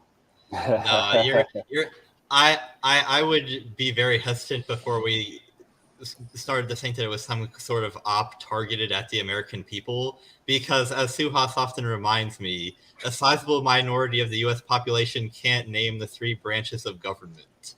If you went up to Pepsi, on the Coke, street and was like, "Have you ever heard the name Yevgeny Prigozhin?" They'd be like, "Pringle who?" But let me remind you something. The conspiracy theory is expecting way too much of the American people to be able to understand it at all. This isn't a fully developed theory, but let me remind you of something. Our poorest people, our lowest class people that are on all the government handouts, all the this and that stamps and the cards and the this and that, have more disposable income than the French middle class. Most of the European middle class. We all have air conditioning, for God's sakes. All of us. It's a human right over here, mostly. So not in Washington. So just know that we're dumb, we're easily agitated, and we have so much disposable income, and we're still the world reserve currency, at least for now. Yeah. So this would be the easy bait and switch to get us to get into something where we are totally not the good guy. We have no reason to really do this. And then that would be the flip on the world stage of, you guys screwed up and you suck and I don't like your money. What if you compare us to, instead of another country though, what if you compare us to us at another time? Because like 100 years ago in the Great Depression, I was just watching a thing on this that like the comparison, even like, you know, relative to inflation and all that, is crazy how much more expensive things are today, like for houses, cars, food, gas, every other thing or whatever. Yeah, Alden, and then wage was more. Yeah, I would partially agree with that, but I think one important thing to point out is housing has gotten a lot more expensive, but the houses today are a lot bigger than they were 100 years ago. Like in 1960, the median square foot of a home was 1,300 square feet. Now it's like 2,600 square feet. That's the square footage that I'm looking for, like, because I can't afford anything else. Jake lives in a van, like. Yeah. Down by the river. Yeah. The average American 100 years ago spent 35% of their income on food. Now it's only 12%. So I think, like, obviously some things have. They didn't have Netflix, though, you know. Huh? That's right. We got like 6 streaming apps that we got to choose from, you know, like minimum. Like, no, I hear you, man. I totally hear you. Like, it's hard to compare to something a century ago, just because life is so different. That's so true. Like, well, I lived in a house that was built in 1940 at one point, and like it is small. I hear you. Nice. Yeah, I mean, my grandmother's house is huge, but it was built pre-Civil War. It was used as a base. Wow. It was used as a base for one of Sherman's men during the March to the Sea. Was that why it wasn't burned down? Could be. Beautiful old antebellum style house. It's lovely. I love that place. So the conspiracy theory that I heard, I'm just going to start saying theory. Conspiracy theory is so stupid. The theory that I heard with the Wagner group is they played the part of Putin's nemesis until they garnered the help of NATO and the U.S. under the table, giving them money and giving them other military items, and then decided, nah, we're with Putin, and stopped fighting against him, or stopped the charade of it. That's just what I have heard from different sources. Yeah, I don't know. What are your thoughts on that? So if that's true, we've got audio of Prigozhin saying that, you know, Putin's off his rocker, he's old and decrepit, he's lost his way, I'm better, anything to that effect, anything that would question Putin's, ego, because they're big on masculinity over there. They're actual, need to remind you, the Slavic nations are real men. Something we've lost in the last 20, 30 years. So anything that would bring into question, Putin's authority or constitution or manhood in any way from Prigozhin, even if it's a deep fake, could be used to Western advantage in this, because then it would say that he was making a chess move, and then that could piss off enough of the actual Wagner forces that his status in the BRICS Accord could be questioned at that point. Yeah, it is. I mean, it is just incredible timing of this happening. We had a chess master on tonight. How prescient. Yeah, just the timing of it, man. Like it at least deserves some scrutiny as to like what the actual reports are coming out of Russia and Ukraine. Like it at least requires us to be a little more hesitant to believe what's in the headlines. Well, if you weren't hesitant of what was in the headlines already, I don't know what to tell you. At least George W. Bush isn't in power, because if he was, he would have probably funded the Wagner Group and put troops in front of supporting Wagner Group. He's such a neocon. At least like Joe Biden is probably better on foreign policy than George W. Bush, but that's not a high bar. Yeah, that's fair. Yeah, that's fair. What do we got next, Zach? Central Florida man buys 20 millimeter electric Gatling gun pulled from Navy fighter jet. It's one of my favorite Florida man headlines. Yeah. He says Florida man says he has. Oh, sorry. Yeah, I was going to read it. Florida man says he has no immediate plans on what he'll be doing with his newly acquired M61 Vulcan, a 250-pound, 6-foot-long, pneumatic-driven, 6-barrel, air-cooled electric rotary cannon, which fires 6,000 20-millimeter rounds per minute. Oh my God! God! Like it could have been straight out of the Babylon Bee, right? Like the fact that they're allowing him to buy this gives me hope. I think this is a white pill in and of itself. Yeah. Like, is his last name Griswold? A private civilian now owns this gun that was once. What's on the Babylon Bee? Is that a? It's a satire site. Oh, it's a satire news site. Oh, okay. I was like, I don't it's know. like The Onion, but way funnier. The Onion, okay. But way funnier. Yeah. It's the Onion before the Onion got woke. I was just gonna say original Onion level. Yes. Yeah. Babylon Bee is that they have a very well pronounced conservative Christian slant to their satire. Mm. Yeah, but it's pretty great. All right, what's next, Zach? I don't remember what we got next. Running out of things. Okay, so this one is interesting. It has, for some reason, the sound has been removed. Is it removed for you too, Zach? Hit play. Like Trace route. Oh wow. Okay. There it goes. Yeah, go ahead and click play. Tiffany Gomez's business website, uppercutmarketing.com. Pause real quick. Sorry. So you remember Tiffany Gomez, the chick who screamed, "You're not real" on the plane? Yes. Oh, yeah. Uh-oh. What just happened? So this guy is IT guy, computer programmer dude. And this is what, let's just watch.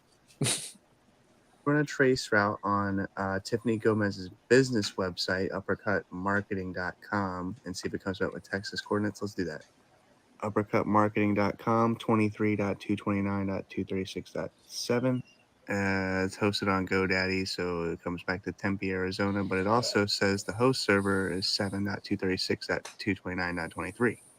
That comes back as Columbus, Ohio, for the internet service provider of the DoD Network Information Center. Oh. The trace routes don't lie. You can't fuck with an IT. And so here's what the geolocation is for the host server of her business site, uppercutmarketing.com. Okay. Yeah, it is what it is. I'm just showing y'all the data. There we go. By the way, there's a free program called Wireshark if you want to do your own trace routes.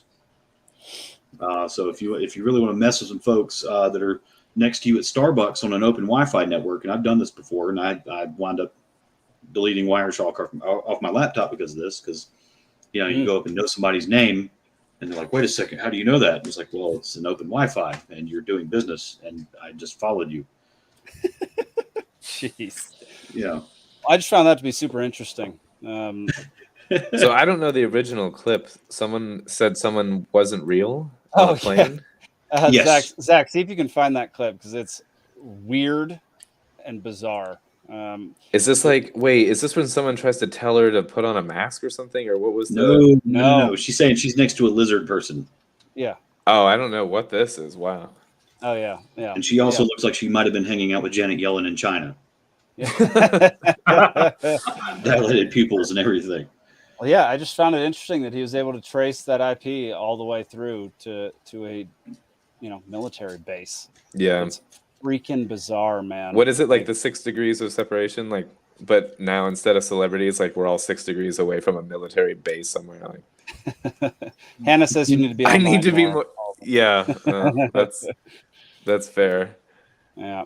But then I'd have to leave this nice cozy rock I'm under. Like, yeah, that purple rock that you're under. Yeah. All right, I think Zach may have found it. He just took away something else and brought something else up. Here we go. This is the one.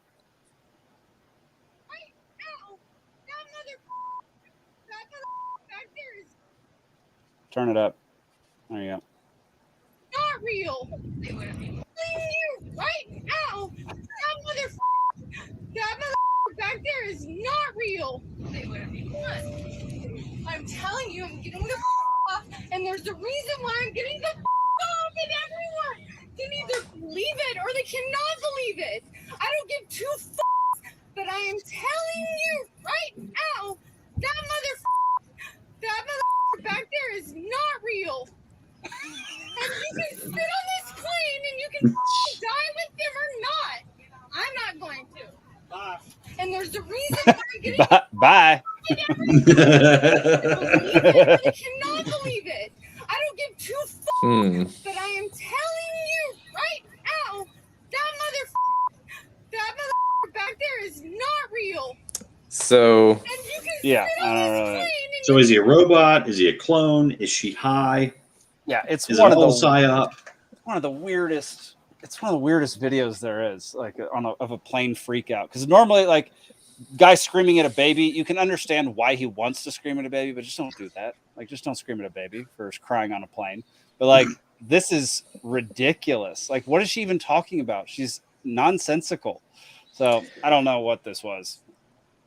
Yeah, I mean, honestly, I want to know who filmed it too, and like, where does their account lead to an army base somewhere? Because then we got something if they're both in on it, you know. Yeah, that was interesting. Anyway, I just found that interesting because she made headlines for like weeks.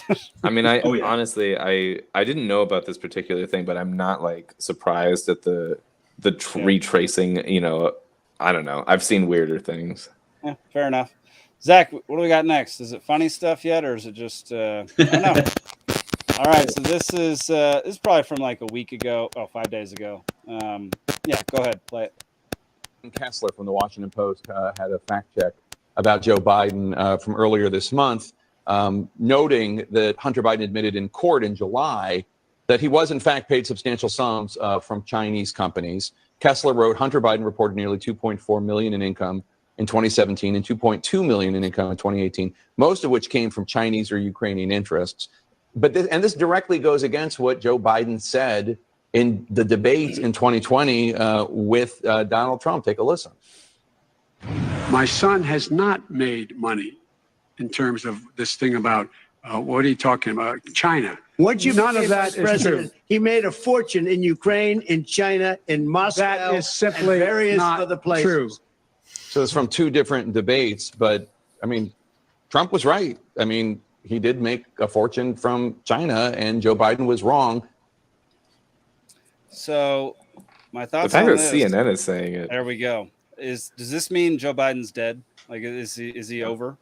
I mean, CNN not physically dead. I mean, his presidency. Like, they're going to hit him with the 25th Amendment before he goes to full term. Yeah. I mean, CNN is now saying that Trump was right. CNN said Trump was right. Has that happened in the past 10 years? Or was that the psyop all along because the man's a lifelong Democrat, y'all? Man, we're getting in like a psyop within a psyop. I mean, dude made a switch all of a sudden in what, like 2014? Other than that, he's a lifelong Democrat. To be fair, though, the Democratic Party from his day would be unrecognizable. Sure.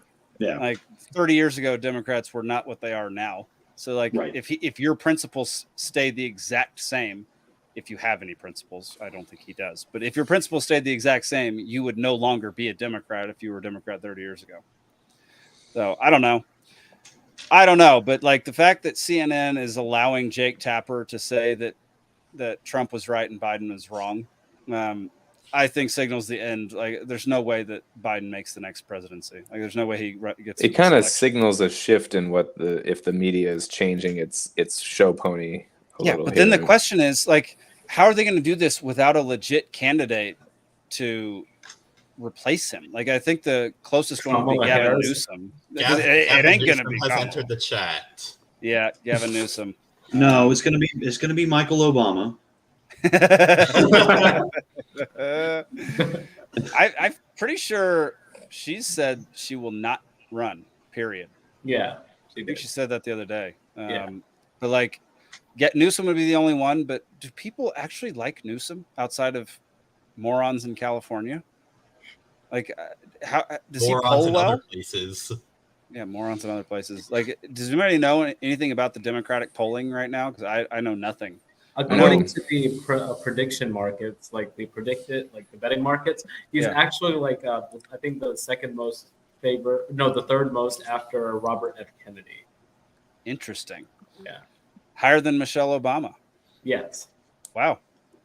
Man, people, gosh, I just don't understand people. Like, wait, how high up is RFK right now? He's second. Wow. Yeah. RFK second. That's I mean, there's impressive. nobody else, like, because people generally don't challenge the incumbent. And so, like, the only reason it has to be that Gavin Newsom is the replacement for Biden, because otherwise he wouldn't be in the running at all. And like, RFK is not your typical current Democrat. He's willing to buck the DNC and do his own thing. Yeah, but also I would like to point out, like, the betting markets don't always get it right, because like a week ago it gave Chris Christie a 5% chance of being in the GOP.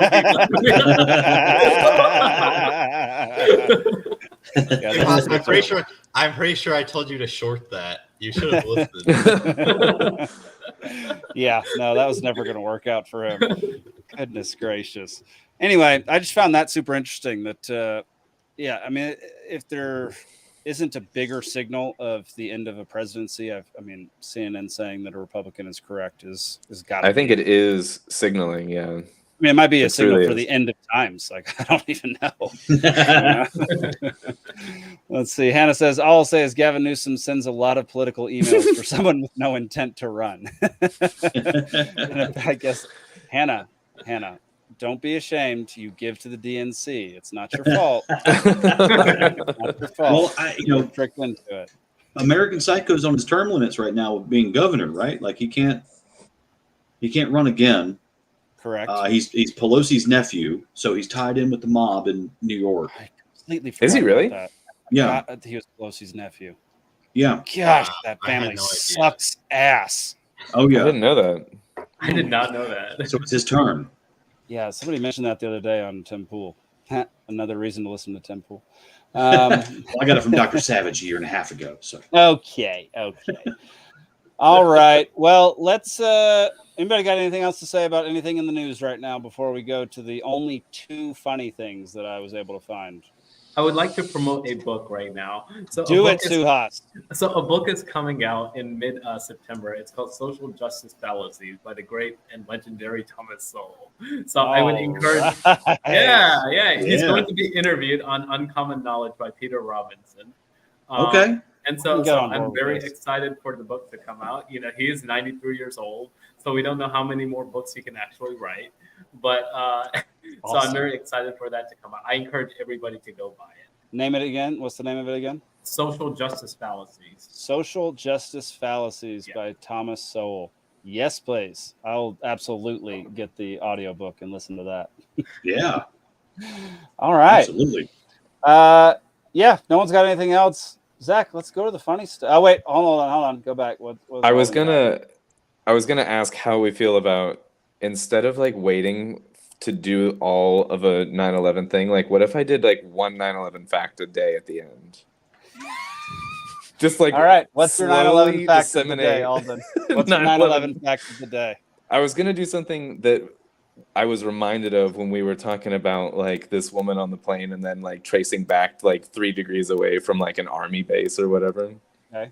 And just like looking into where things come from or whatever. Like most, if not all, of the photos used of the actual like explosions of the towers were by freelance photographers, and they were called civilian photography, but they were all like for hire. Their day job is freelance photography, and the I think it was the Fox helicopter guy that had for his channel, his footage. He runs a company that does photoshopping from the air, basically, where he films and he has all the equipment in the chopper to do real time, like, you know, we can get into all the terms of like the designing and like what keys mean and whatever. But like, anyway, look into where the things come from. Go like 1, 2, or 3 degrees like out and from where things come from, and it will lead you to interesting places. Are we still planning on having a big debate on this? I still want to do that too. Oh, we are. We'll but I'm get just to too that. excited. I can't wait. So I got to do little bits at a time, or I'm going to explode. The 4 of us need to get on an actual phone call sometime in the next few weeks, because I'm back in Atlanta starting September 14th or 15th. So okay, that's pretty soon. Yeah, so I'll be around, and yeah, we got to do that because that's going to be a good one. I'll rent out. Yeah, I'll go rent out Jared's cabin, and we can do it in the woods around a fire. Yeah, it'll be nice. Yeah, I'll have juicier facts later, but that was just the one little detail that I thought of just sort of organically today. But love it. I can't say that I'm overly excited about doing a lot of research about why 9/11 was not an inside job, but I guess duty calls. Duty calls, Zane. Did we decide you were going to be like me and Zane on this one? Me and Zane. It's me and Zane versus you and Steven. Is that okay? We'll talk about the structure. Okay, yeah, we can talk about the structure later before we lock that in. But yeah. Let's there do we go. that later. All right. I know. I need. And hopefully, the structure doesn't spontaneously self-implode. Structure. All right, Zach. Let's pull up the 2 funny things that I found for the week and get out of here. Is Zach even there? I feel like Zach might be having. There we go. Can I hit play on this?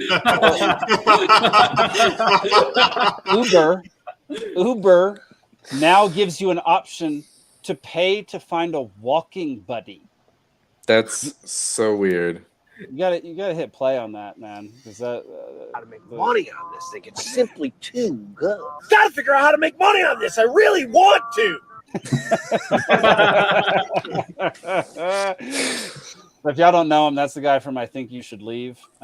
Highly recommend getting high or getting drunk and watching his Netflix show, because that dude it's uncomfortable hilariousness. He's incredible. But like just the fact that you can go on Uber now and pay to go find somebody to walk around with.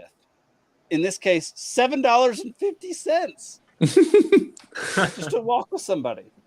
I feel like that would be more uncomfortable even than being in the car with somebody. Yeah. Right? Freaking bizarre. Well, and you know, if you don't believe in Jesus, the FBI is always walking with you if you have a smartphone. There we go. There we go. All right, Zach, let's do the final one of the day. Maybe.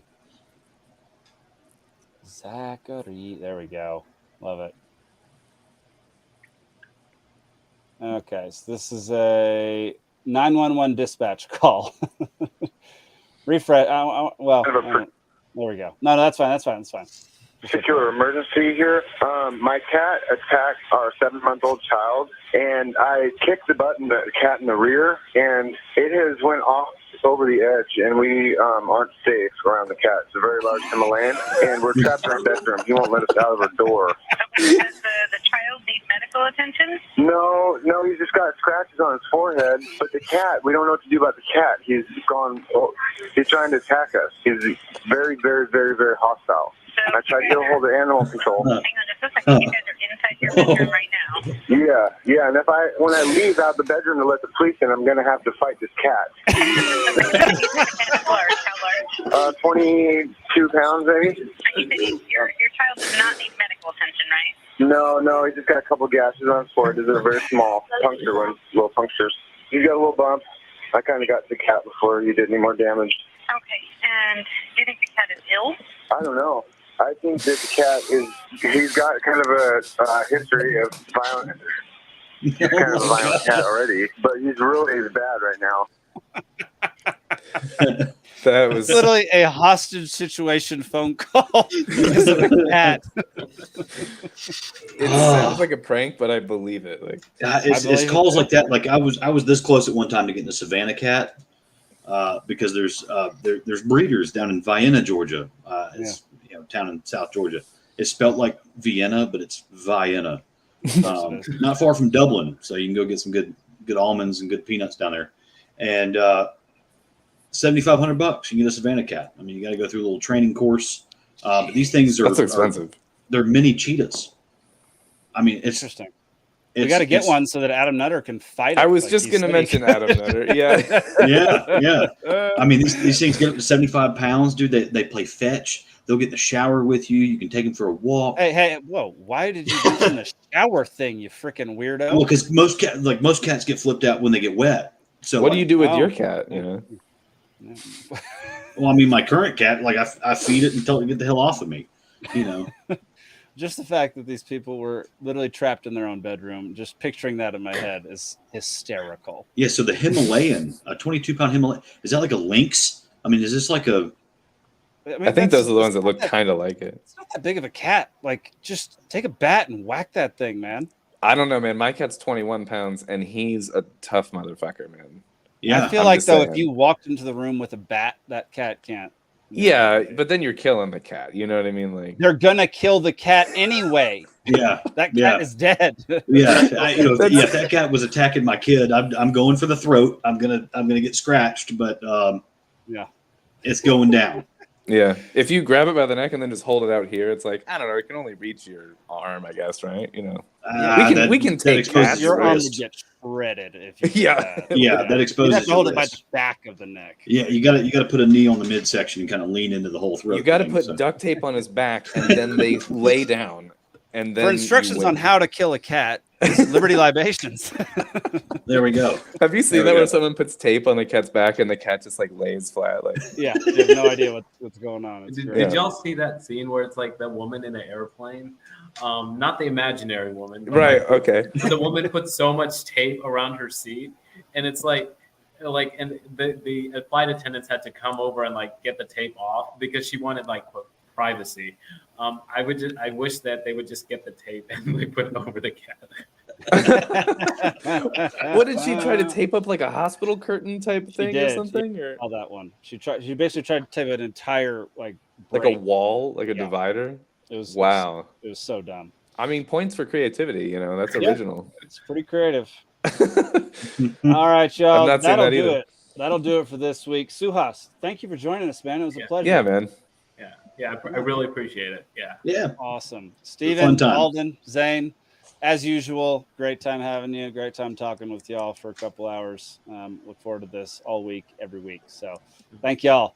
If you have any questions about Libertarian Party of Georgia, which we might not be the best representations of it on this show, but we're better. We're better than some. We're better. Zane's. I think Zane's pretty good. Yeah, I was just gonna say, if you like what Zane has to say, go to lpgeorgia.com to learn more about the Libertarian Party of Georgia. You can also follow us on Twitter at lpgeorgia and Instagram Libertarian Party of Georgia. All right, y'all. Looking forward to next week. We'll see you then. Peace.